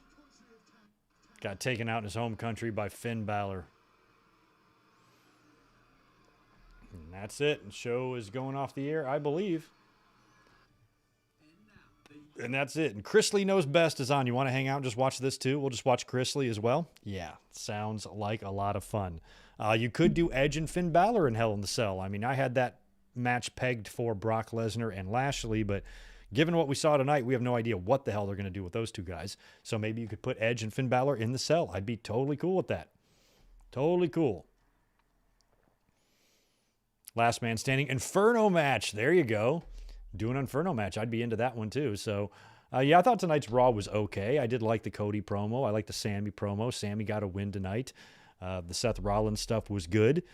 And overall, very little to complain about the show tonight. Pretty solid Monday Night Raw, and I think they're only going to get better leading up to WrestleMania. So thanks again for being here tonight. We'll be back in just 48 hours. We're going to be back here on Wednesday night to watch Dynamite together, and hopefully this week's Dynamite will be a lot better than last week's show since it was a little bit on the mid side. But we'll be here to watch it together. If you guys are interested, please join us on Wednesday. And then we'll be up here Saturday for a podcast, and then we'll be up here on Sunday to watch a classic WrestleMania with each other. So lots of stuff coming to the channel, lots of content. Make sure you subscribe. I would love you guys who have not to hit the like button out the door, and have a great rest of your Monday evening. And I'll catch you in just a couple of days for AEW. Y'all take care.